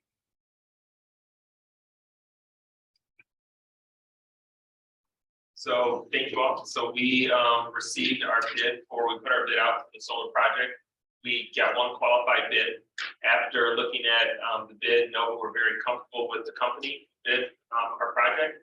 Nova Consultants, and they did the project with WISD. They've done 9 Ann Arbor schools, have more to go. They've also done lots of other local schools here and plus other businesses. So they're very well versed in these type of projects and put them out there. We had our first meeting, we had a meeting with the facility committee to talk and look through the bond, to look through their bid. At that meeting, we had a lot of questions we wanted answered. So we had a post-bid meeting with them, went to Nova, came back. There were some discrepancies within the RFP we put out in their bid documents.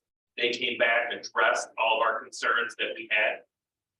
That information again was brought to the facility committee about, the size and scope. You have 2 pieces of information in there. One of them's one that has a lot of numbers on there is their helioscope, kind of what, when you look at how it looks. I went and got my glasses so I can make sure I read it.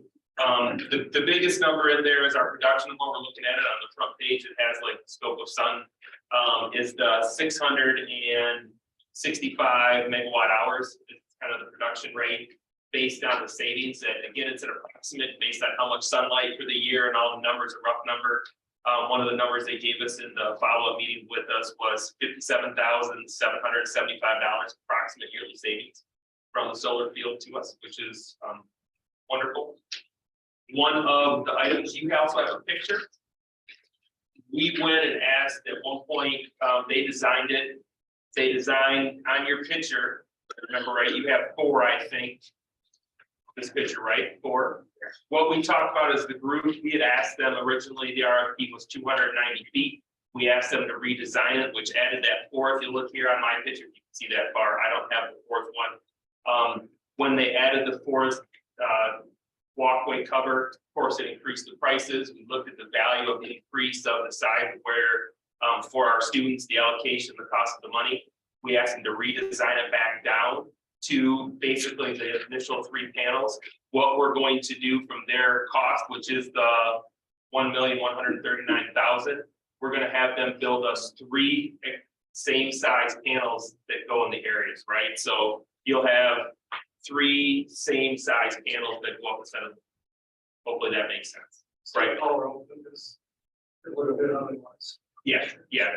The output is still there. We just at one point talked to in the original bid, we put 290 feet. So we wanted to design 2 RFP. Once we looked at the design compared to what they had offered us before, the facility committee said we need to kind of go back to what it was and give us 3 different panels that have this.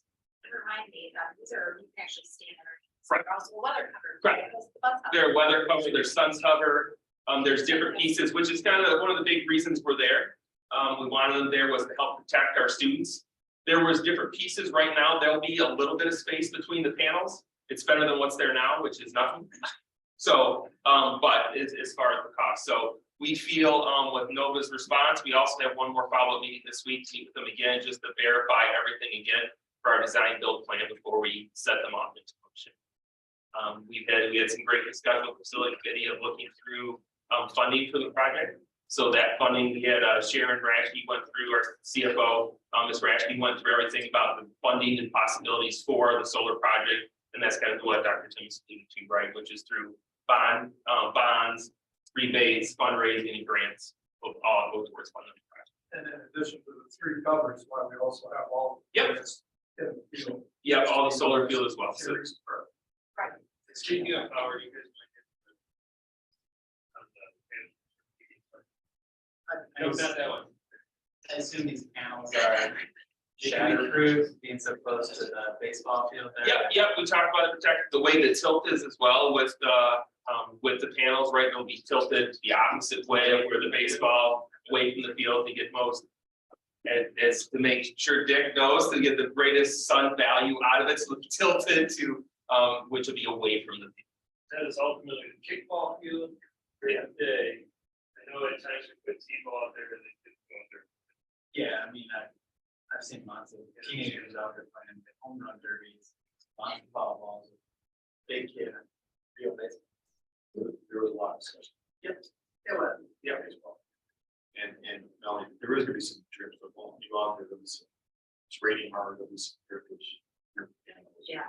The cost of making We have full roof. That cost. So they did offer to put almost like a pan right underneath them also. It was a solid thing with gutters on it. There's an additional 100,000 is what Daniel just said too. Then it was any maintenance you had to get on top of it, just the cost incrementally went up. How high are they? So they will be for the solar walkway, for the walkway at the bus stop, minimum height is 10 foot off the ground. So that way all of our trucks and everything can get underneath it. We're not have to worry about anything as far as buses. And we do know that the way the tilt is, if there's snow gets onto it, it'll tilt towards the bus up. So Brian Schuler, Director of Buildings and Grounds was there. He'll know, we'll know that if the snow will drip off. So just another follow up to make sure the snow's out of the way for us. Will there be safety measures so kids can't climb them? And right there, keep the post, anything like that. Anything like that. Yep, it'll almost be like an I-beam. Covering. So you'll have a concrete base at the bottom of it with an I-beam going up to the solar. I can show you a picture of their design that they put out for it. I'm just concerned about. Based on some of the stuff you see on Facebook, I'm sure that somebody could find it. Oh, and. I can climb anything. Yeah. Would put that to our buildings and trees and everything else. So yeah, I don't know if there's any more risk of them climbing that. than The other things. Be the attraction. Cold day, go lay up there. Yeah. I'm just curious, you gave a number, in terms of like possible energy savings. Yep. Is there a calculation for like what percentage of our energy might this help? Just because I'm curious, The only average number. yeah, It varies so much day to day, month to month. yeah, And what they've done, as I understand it, they've calculated it so that it's on the best days, we will just use what was generated. okay. So that's been looked at. For these close buildings here, Right. but on a good day, we could meet our 100% of our energy needs on a good day. Yeah, when you look at it, especially in the summer, July, August, usage and have over usage. Right. As a commercial entity, will we build up a bank? Correct, no? Now, we're part of a third sector, what we get with. We get we don't pay rates or. Favorable. Another Dr. Reschke when she has it set up, that's the best we can do right now. Yeah, great. It'll help. The preliminary numbers were. We would be positive on the cost, not taking into account any of the rebates that we would get. With the kindergartners, which is high school. However, we'll actually see rebates. Factored in, hey, we're on bond. It gives us the operations. That's nice. And did you price a battery? Before you went? There's no reason to do a battery, but it counts basis. Because it's a I hundred think percent. that, nothing would preclude looking at that now. There is room to add panels. on that. Yep. But if we're not using more than 100% of it, let's, So that is, for whatever reason. Sign. We look at the type of wire, what goes in, if we want to add to the field, especially to the field, that we can do that in the future. So we can be able to expand if we like. We need to vote on the first motion, for the second motion. Okay, call the question.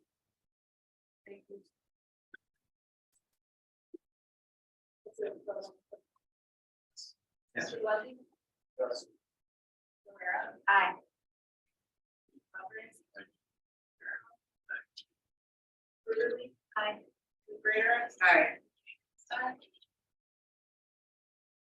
Any questions? This is fine here. No, not yet, you can just have another, It's all right, yeah. 'cause The price that we approved includes all of them. The master. Yeah. So it's not just solar panel, it's getting, it's building test. I move that the Board of Education approve the use of multiple funding sources, which will include bond rebates, fundraising, grants, with the final decision to come at a later date, corresponding with the Second. And moved and seconded, any discussion? Okay, It just, I still had 2 hours sharing. I had last event. Shares. Oh, I know.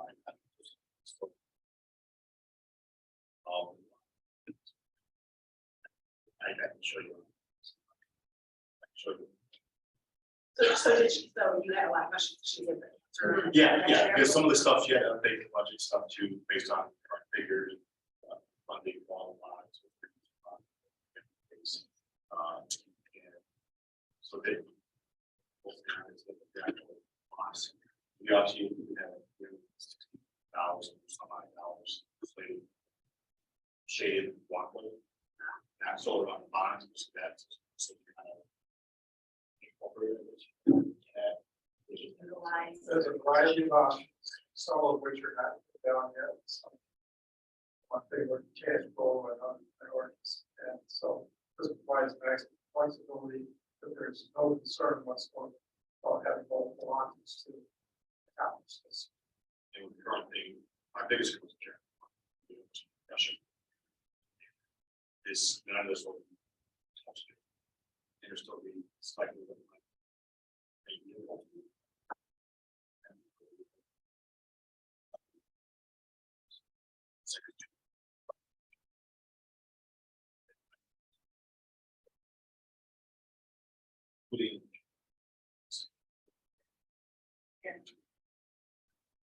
Thanks for Try to answering. manage. We try to manage money as close to. is there any further discussion on the second motion? All right. Rivera? Aye.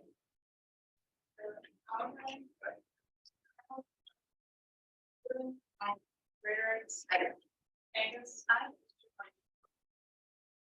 Now can we celebrate? There you go. Great first thing when we talked about this position he's in, like, you gotta build a floor field, it's in a walkway, and he's like, okay. Here we go. Had no idea what it would take to do it. Been a lot of fun. Huh? Just wondering what tools you're going to buy, right? Yes, yeah, make it work further, so. Here we go. It'll be awesome. It'll be good. It'll be good. It'll be nice to have that part there for our students and, the educational piece that we can, I mean, once it's in, everybody will have the link to go and see, you can watch the energy output.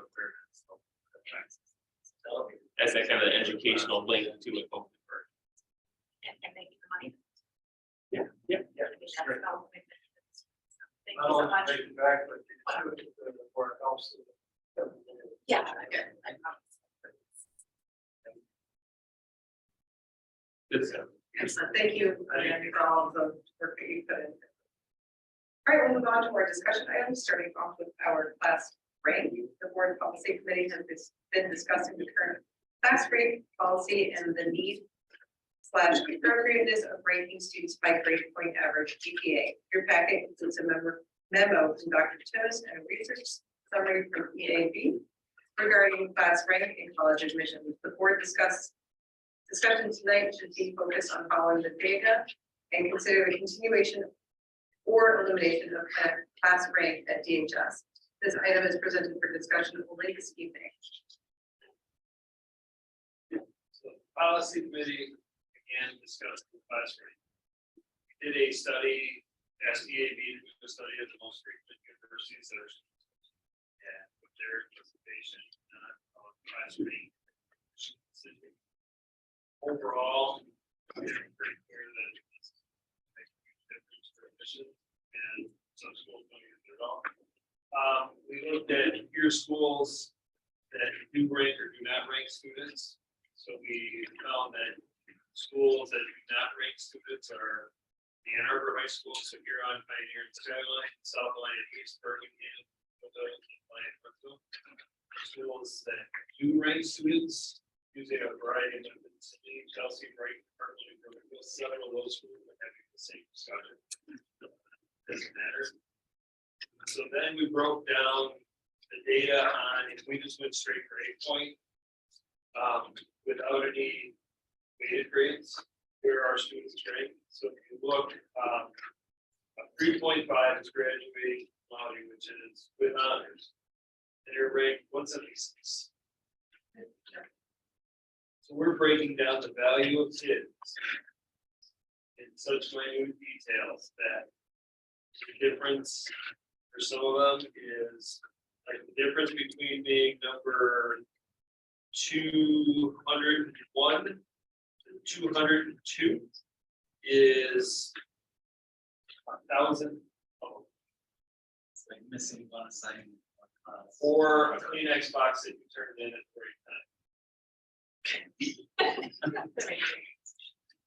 no, it's true.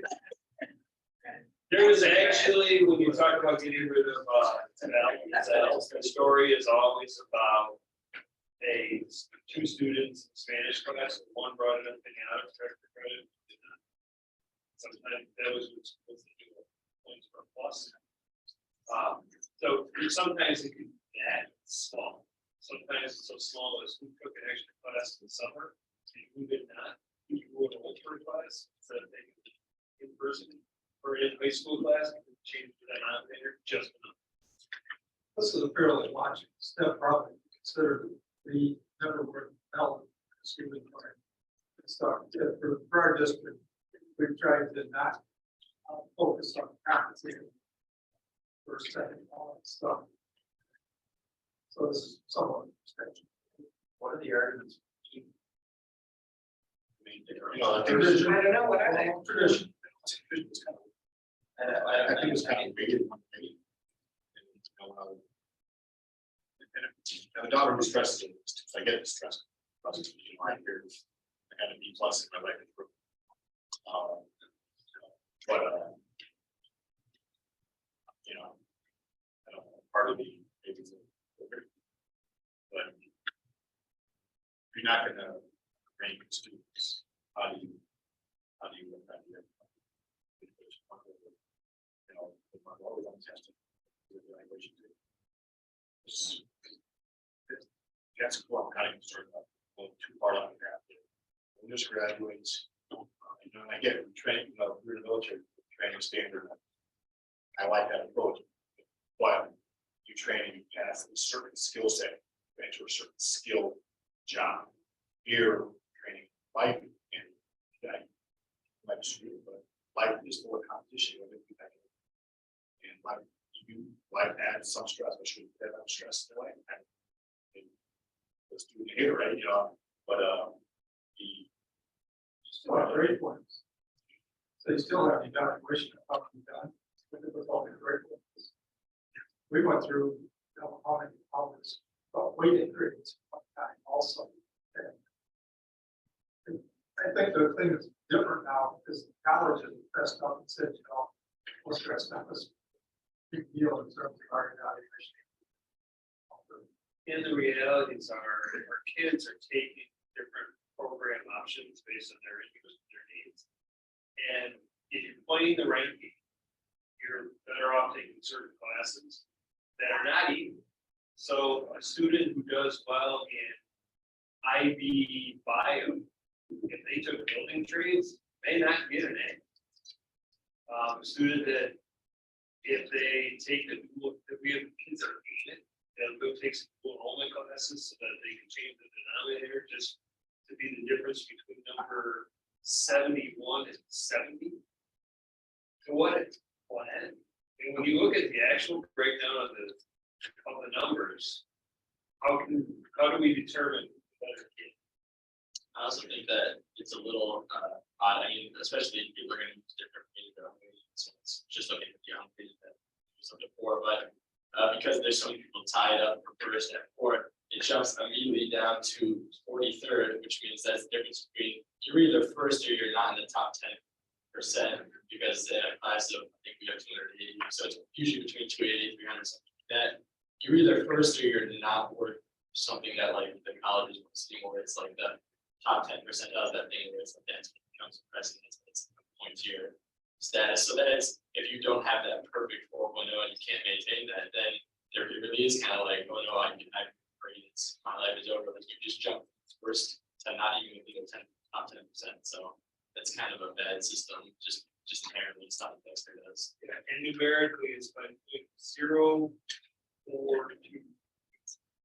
If I remember correctly, a lot of feedback we got from colleges, they unpack a lot of things that are buried in that. Weighted variance, for instance, difficult to understand. There's so many factors that they can take in that you can't quantify in that ranking that are more important to extracurricular. There's all kinds of stuff they look at. And when we would send them a list, again, a lot of them just unpacked it, made their own version of it. And you look, they accept those. Accept students from really small schools. They accept them from really expensive private schools. They don't. If you look at schools, we have a lot of really smart kids. A lot. Like, 300. And their kids are into them, there is such thing as classroom. They don't pay attention to that. They just worry about that and what lane they're in, where they're going with their lives. So does that have a negative impact on that? If they find out, wait a minute, I've been killing it for myself and I'm 200 followers. Yeah, I'm curious as to what the students think about this. I hadn't really thought about it until a couple of weeks ago. My son mentioned it. He's like a 3.9 GPA. He's like, yeah, I'm ranked like 82nd. I my GPA was significant, but I was ranked significantly higher. Like, and it's just class rank has always been a thing. Like I've got threes. There was always I always knew which class rank I was. It was a big deal. Probably an unnecessary stress here, but we did. High school, I don't remember all, to be honest, but it does seem like I did speak to a bunch of high school students, just having a conversation. And they were all stressed about, they're all very good students, stressed about the GPA or the class ranking. Like, what is the student perspective? Do you care about it? Are there really people who just don't even know what the rank is? Because I got the sense that everybody knows what the rank is and they check it. I think people do check it regularly. I think it is a bad system because it only really reinforces those who already have things to be proud of. Like if you're someone who's going to be in the top couple spaces, you have other achievements that you don't need to worry about. So it's not like your rank is identified. It's like that's not very identified with. Like, you know, I mean, it's not. I don't go around saying like my rank is if I'm gonna find you impressively, I have other merits that I would rather turn to. Like I'd rather Like your school. yeah, Your school board representation. yeah, I'm more proud of being honored at NHS representative. I'd rather present those things than a rank. So it doesn't really like help me, but it just makes people feel bad that aren't in a position where they would need that boost to their like application, but they're not getting other places. So it really only like reinforces the ego of those already at the top and just hurts those not so. So I think it is kind of a flawed system that way. I never hear good things about it. I only hear just some people, oh, they don't like that, right? It just kind of makes me feel sad. Did you talk about stress? They eliminate a lot of stress in parents. Well, it is stress for what reason? Because yeah, the kids know that there's so much more to that, but if like a parent is checking the transcript of somehow, then it's like this number means more to them than it does to the kid. The kid knows it's like it's what happens in school. Like, We look like. what about the kid who's 43rd? Well, there are kids on here that are like they're in the 90s or the hundreds. They got into the highest. Yeah. Or the most selective schools, the kids that are at the highest that did. Yeah, I mean, 39. MSU tries to say they care about rank, but they let it 94% of their applicants. So the only thing that, That's, I mean, it's the reality of what playing this weird game. But what end? What schools again don't do it? Whenever you're on Pioneer, Skyline, Southline, and East Birmingham. And that's And you to look me like a Cranbrook really- doesn't rank. Green Hills, I don't think ranks. To me, that's telling. I think That's- that's usually, the more, I guess. These are very successful schools that are not using the ranking system. I don't think it adds anything. I do have concerns with perception in the community because of the weighted rate thing with the did just reference, I mean, that went on and on for 6 months. That was you only know. years of that. People Years, were- Griffin, years. It was, do you remember eighth grade conversation? You were in third grade. I was gonna say, yeah. I have to say, and I think that there are several of us who are already going through the college application process with their kids. We were at a college visit and one of the students there, their school didn't rank. And it's not that we don't rank, we still have all this information. And the admissions person said, everybody ranks, you just don't know it. Well, we know who to call to get the rank. It's there, this data is there. So it's not, you're not gonna not get into, a higher education, a higher college because our school didn't rank. We do, we've got this information, we can pass that on to college. Just makes it so you can see it. It's just one less thing for students to have to bear across of these kids, we have the opportunity of seeing the actual names, and I will tell you that all of those kids are phenomenal people in addition to their grades. It's not just that, and I think that as a district, we have talked about serving the whole child. And I think this ranking and this GPA ranking, that's not the whole child, and we know that. It's, like Griffin said, he's like, yeah, I've got a great GPA, I'm ranked high, but I'm also this and this and this. He's a great goalie, he's a great debater. Yeah, we should move away from identifying yourself with your ranking GPA stuff is. Because college, people are and just- get away from the internet, like, it's less and less about numbers, and I mean, it's harder for them, but they do care more about the person now. I know even just like the essays weigh so much more than like the number stuff. And the way I always heard it from, when I would like ask around older people, they would say it's like, the numbers are just kind of a base filter where it's like, just if you don't meet these numbers, we kind of put you in a pot. Once you do, the numbers mean nothing, they're just the first filter, then it gets to like, who is the student?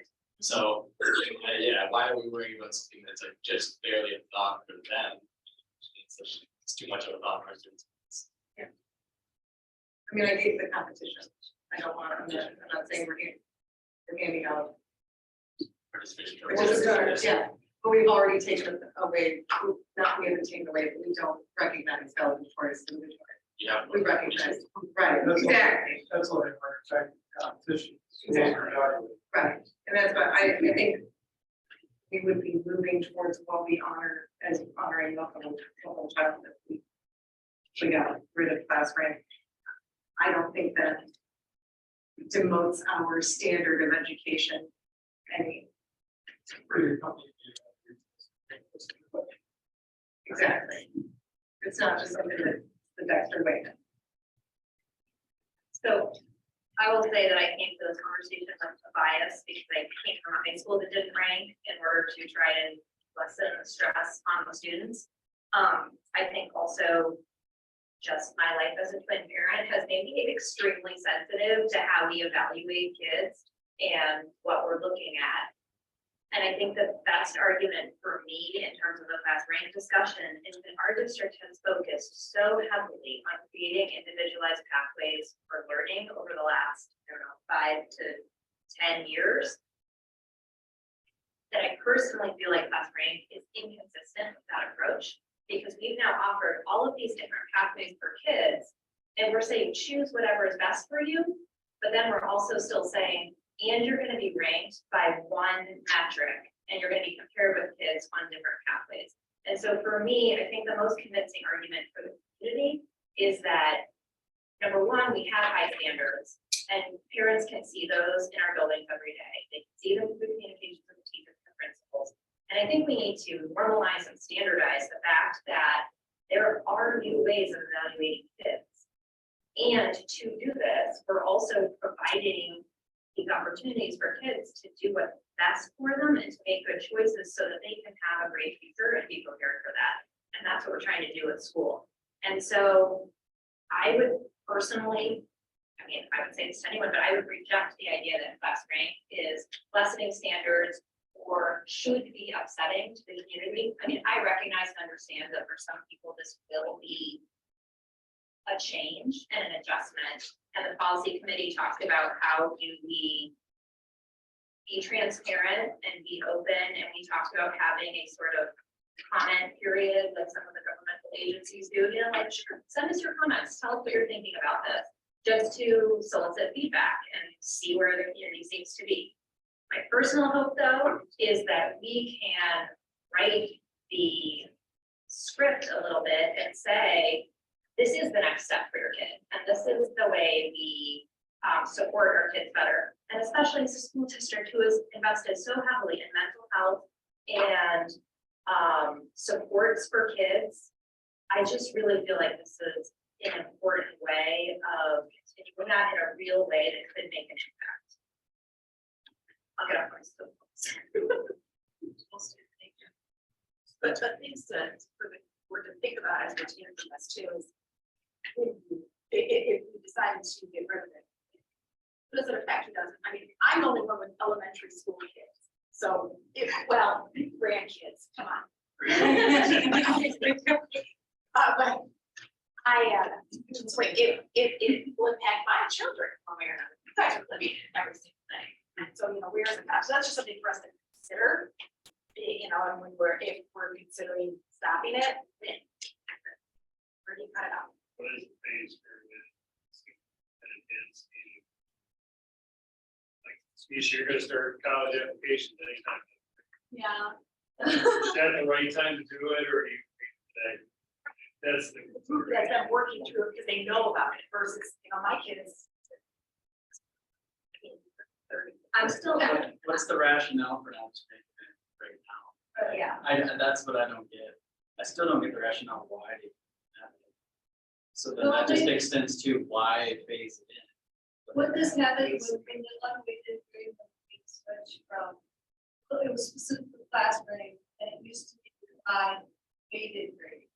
And so all the kids that had the APIB classes were at the top, and then when they changed it to unweighted, then all of a sudden the kids that were 1 became 40 or 50. And they said, oh my gosh, I'm not gonna get into school. And so there's a perception by some, I don't know about this, but that if you are number 1 at this point and you've been banking your college admission as number 1, then all of a sudden you're like, oh geez, I'm nothing, I'm 0, I'm not even rated. You know? I can see that as a conceptual concern, but it doesn't sound like that's the reality, so. I wonder how many elements were escaped. What's that? Yeah, no, Well, I think that was one of the considerations that we said we would start it, not. there were different views. There were different views. I mean, I'm gonna say my personal view is that I think we should just cut the cord and say once this is not good, it's not healthy, why would we phase something in that I don't believe is good or healthy? I also am speaking as a parent of juniors who are about to start the college admissions process. And I personally believe that if there's some college that doesn't let them in because they don't have a number, I don't want them there. And I think if we change our college profile and as a district, take a stand and say, we don't rank kids, this is not good for kids. Here are great programs and these are what our kids are doing. I think that's all they need. We need to control the narrative. Yes. And to do that better, do it in public health instead of. We also have an opportunity, this is a window post-pandemic where these colleges are not, they're test optional in a lot of places. They have already flexed their admittance criteria. So it's actually a really good time. We've had a whole class just get into college or make their plans for next year. We have a class who has not officially started yet. For me, I would just say, be done. it'll be, I think it's 2 years before we'll really know what's gonna stick with colleges because they wanna see the graduation rates of students first. They wanna first see how many are graduating that didn't put their test scores on. Once that's in, then I have no doubt. That's what this be, I think, but I think, yeah, then I'll be able to say for sure, like, we can go through this, but I'm all for it. Even if we're a few years before, you know. I don't believe the colleges that are, what I have seen, colleges that have test optional, I think I'm first. much more diverse classes, and then they actually, the only thing that a score on the SAT shows is how high you're gonna score on the SAT the next thing. Yeah, that's it. That is the only thing it shows. It shows a 50% likelihood to reach the $20. You might as well put it. All right. So, Misha's been really quiet. She's got. Oh, weird.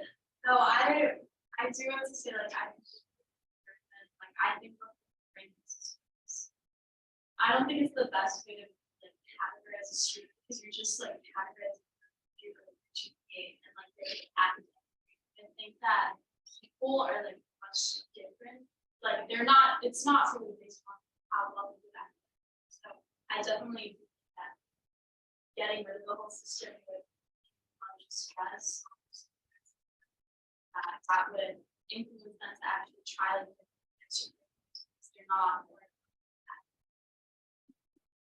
It's a lazy way to have a bumper sticker down. I like it.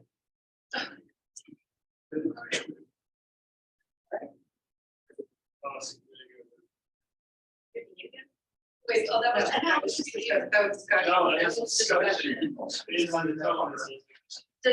Also, I guess, can I just ask, does anyone have any recommendations for the policy committee on where this should go next or how it should be approached or any thoughts? That was. But, sorry, I apologize for that. Thank you. So I'm like- See my kids. My son. And he got to, you know, but watching my daughter, it was.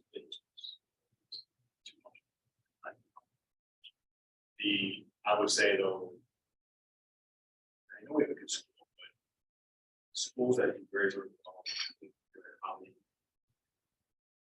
I promise, you know, I schools that. It's the money that I got. Look at the Ivy schools there. I don't know, they all have straight A's, right? If they go, hey, I'm going to stay at Harvard, you know, because they're kind of thinking about that kind of. I just want to make sure that when you write the here discussion on the community, kind of explain, and I don't want to compare, I don't want to compare our part of saying, oh, we're going to just have that comparison. I like comparisons to those who just up there. And so private schools out there that are investing, or out making people say, what's growing? There's, you know, not say that we have to grab a green, yeah, but if they're getting the case of schools, ranking, that should be kind of, I would say, no, I'm just being serious, you know, that's where we're gonna get we get pushback. Over returning into the desk. Turn out. So I would say kind of focus narrative policy on that and science, because it doesn't matter where you. I don't think about where you range. It doesn't matter. School that does it. College does. Or text or that's college. What they're choosing to be. Each applicant. That trade doesn't matter.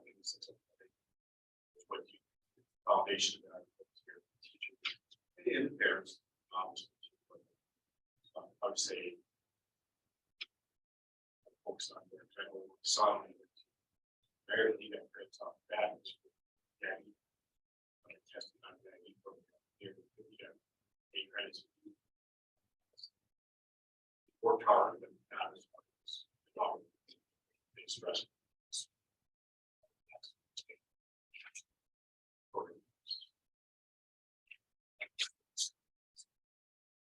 All things come.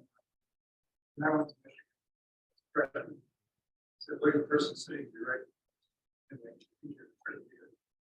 And so I don't know whether that's still particularly true or not. Maybe it's saying this, I got feelings. That's something. But the other thing about class rank, the truth of the matter is, I didn't go to my last semester. If I don't graduate, I didn't. I think I got a 2.0 last semester. Although people are going to be down the road, there's no measure there. We've got family where the daughter, sorry. She got married in high school. Guys a farm boy, they didn't know if he could get out of school. He's just finished up his dean of the business school at American University. So people learn at different rates, they get engaged, and there's a lot more to it than even your grade point average. The schools have to do something. I think it's been a revelation to me over the last few years, how little, certainly the class range and even some respects, grade point average impact. If you take a look at people side by side and say why they did it, why didn't they do it? I don't think people can figure it out generally speaking.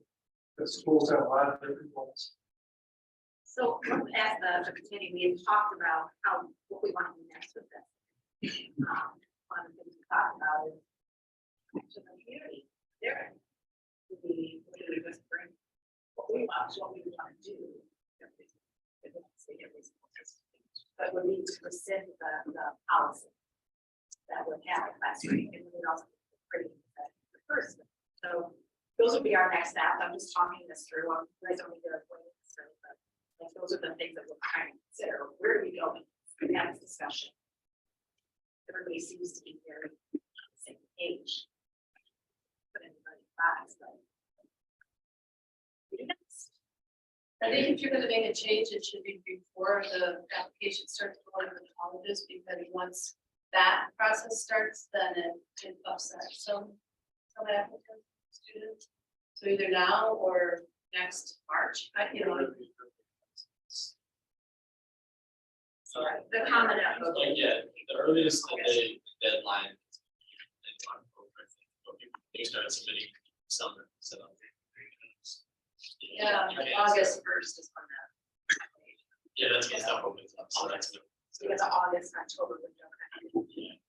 And I think if there like needs to be a direction or like something to move for campaigns, it's not just like fast range and nothing. There is that like hidden statistic that we don't tell students about in high school where it's the like the coursework difficulty. Because I know they do that to your college where it's like student has taken this difficult coursework.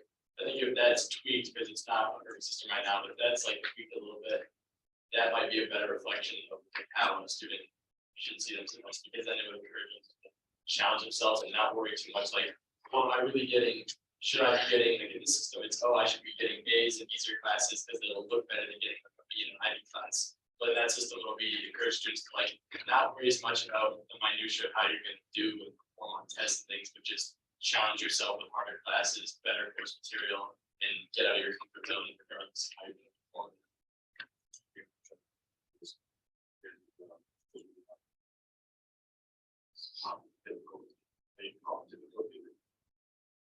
They can't all rank companies.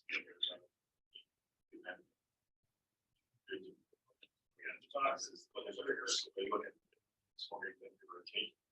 And the Facebook next school after grades back, you're not necessarily, it can still be like first one.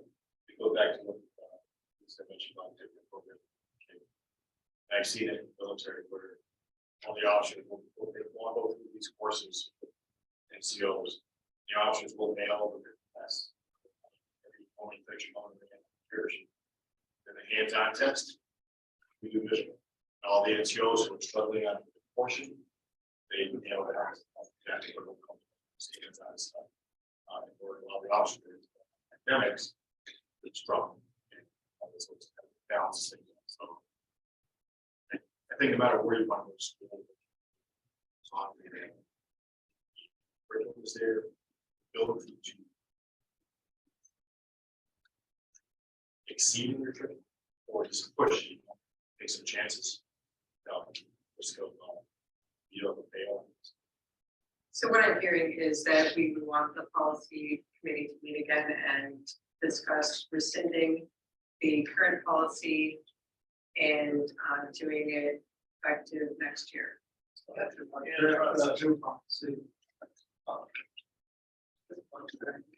I would think along the way, attention paid by somebody creating our narrative. I think we may want to give people a little bit of head steam. All of a sudden, it's not even as cool. But I think my take was pretty much consensus to move ahead. If you draft something, always can change. If something doesn't, it can be well supported.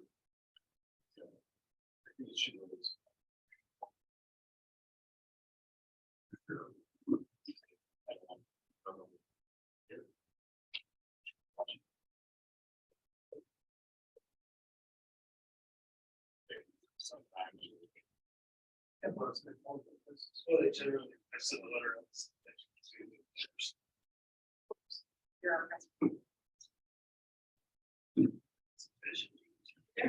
Right. Don't have to worry about it this one. So, we would move the discussion, this, move it back to policy with, a notice to community to get their feedback.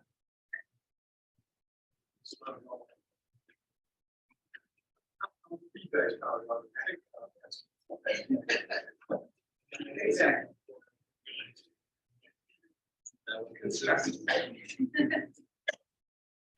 All right, we move on to, our draft Board of Education 23-24 calendar for, meeting calendar. It balances between one thing over the year. It's at a meeting. Cancel. I think that it looks at the flow, how a year would go, like, for example, June, early in June, and then late June budget. You look at July is, we have organization meeting in August, something right before school, right at the start of the school year, we don't spend it just kind of dodges holidays, trying to get the best school possible. It's like these. I know I was dodging one personally because it's birthday. Look, that's what I was gonna say, I hate to ask for like one date, but I was wondering if we needed a meeting on September 11th. Because we have time, like you can go alternate the 18th and October 2nd. As opposed to only because that's my 15th birthday, but You miss a day.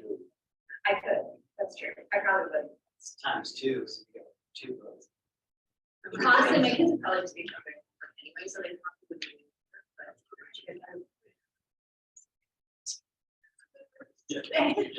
I go meeting on the Anyway, okay, so like I said, I didn't actually ask for one date on my birthday, but You should celebrate your kid. well, September 18th and October 2nd. instead of September 11th and October, or sorry, so instead of September 11th and September 25th. It kept the every others. That's the only reason I even suggested it, but if it doesn't work.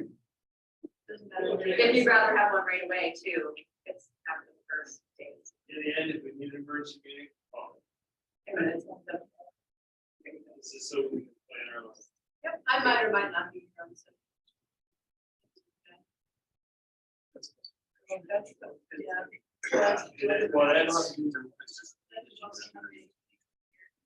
Well, that's. That's the one where the cases out for Dairy Queen. Okay, July, it's your, It's a business meeting, at least.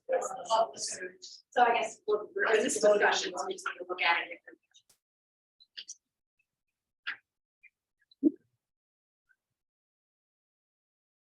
I'd rather do this one.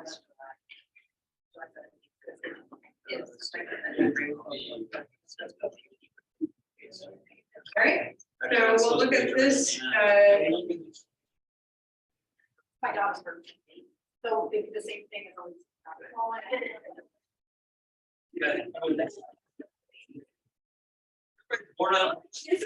It's not gonna, it's trying first thing I did, I'm like, oh. What am I gonna do?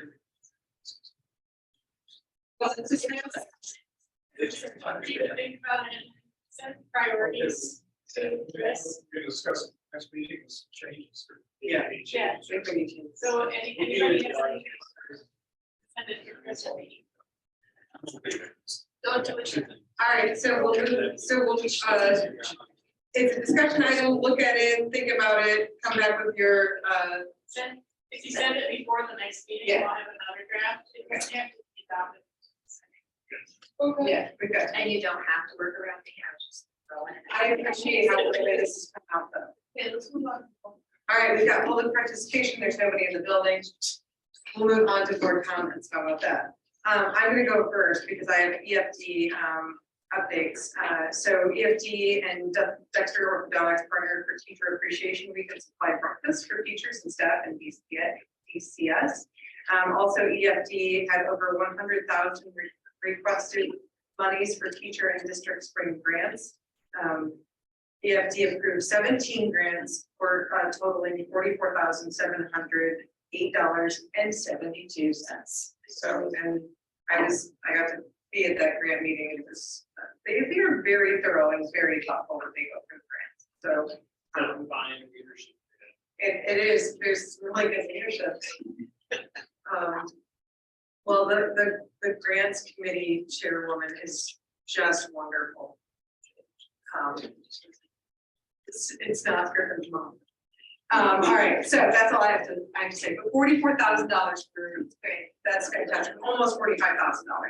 Amazing what they do. All right, any other board comments? Just briefly, remember when those cute kids came in and were talking about virology and stuff last year? Well, the seventies is tomorrow, my daughter's going to Eastern, she's super excited, it was probably nice to see it come from their home, when you get to see it present, and you say, oh, that was good. That's beautiful, yeah, super exciting.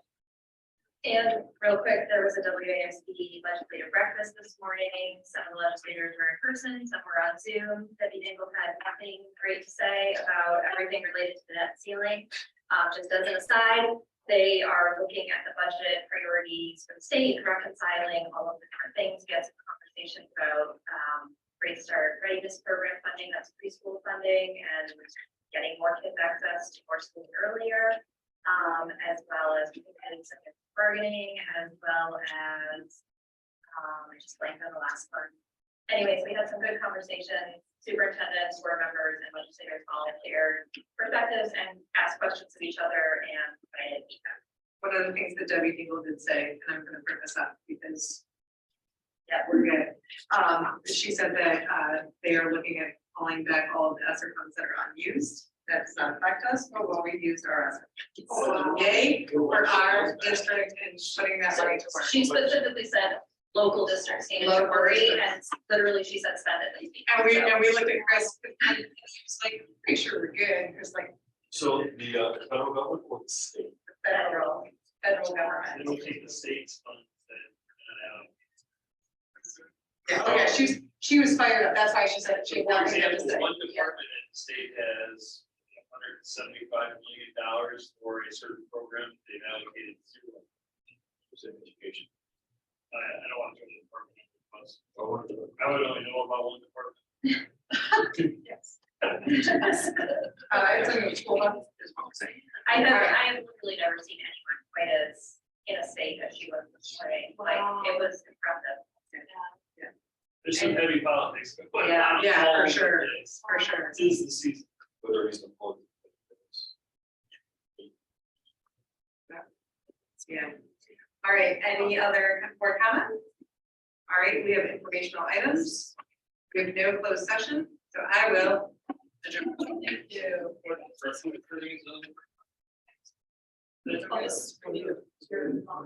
I don't know. Joe, that's-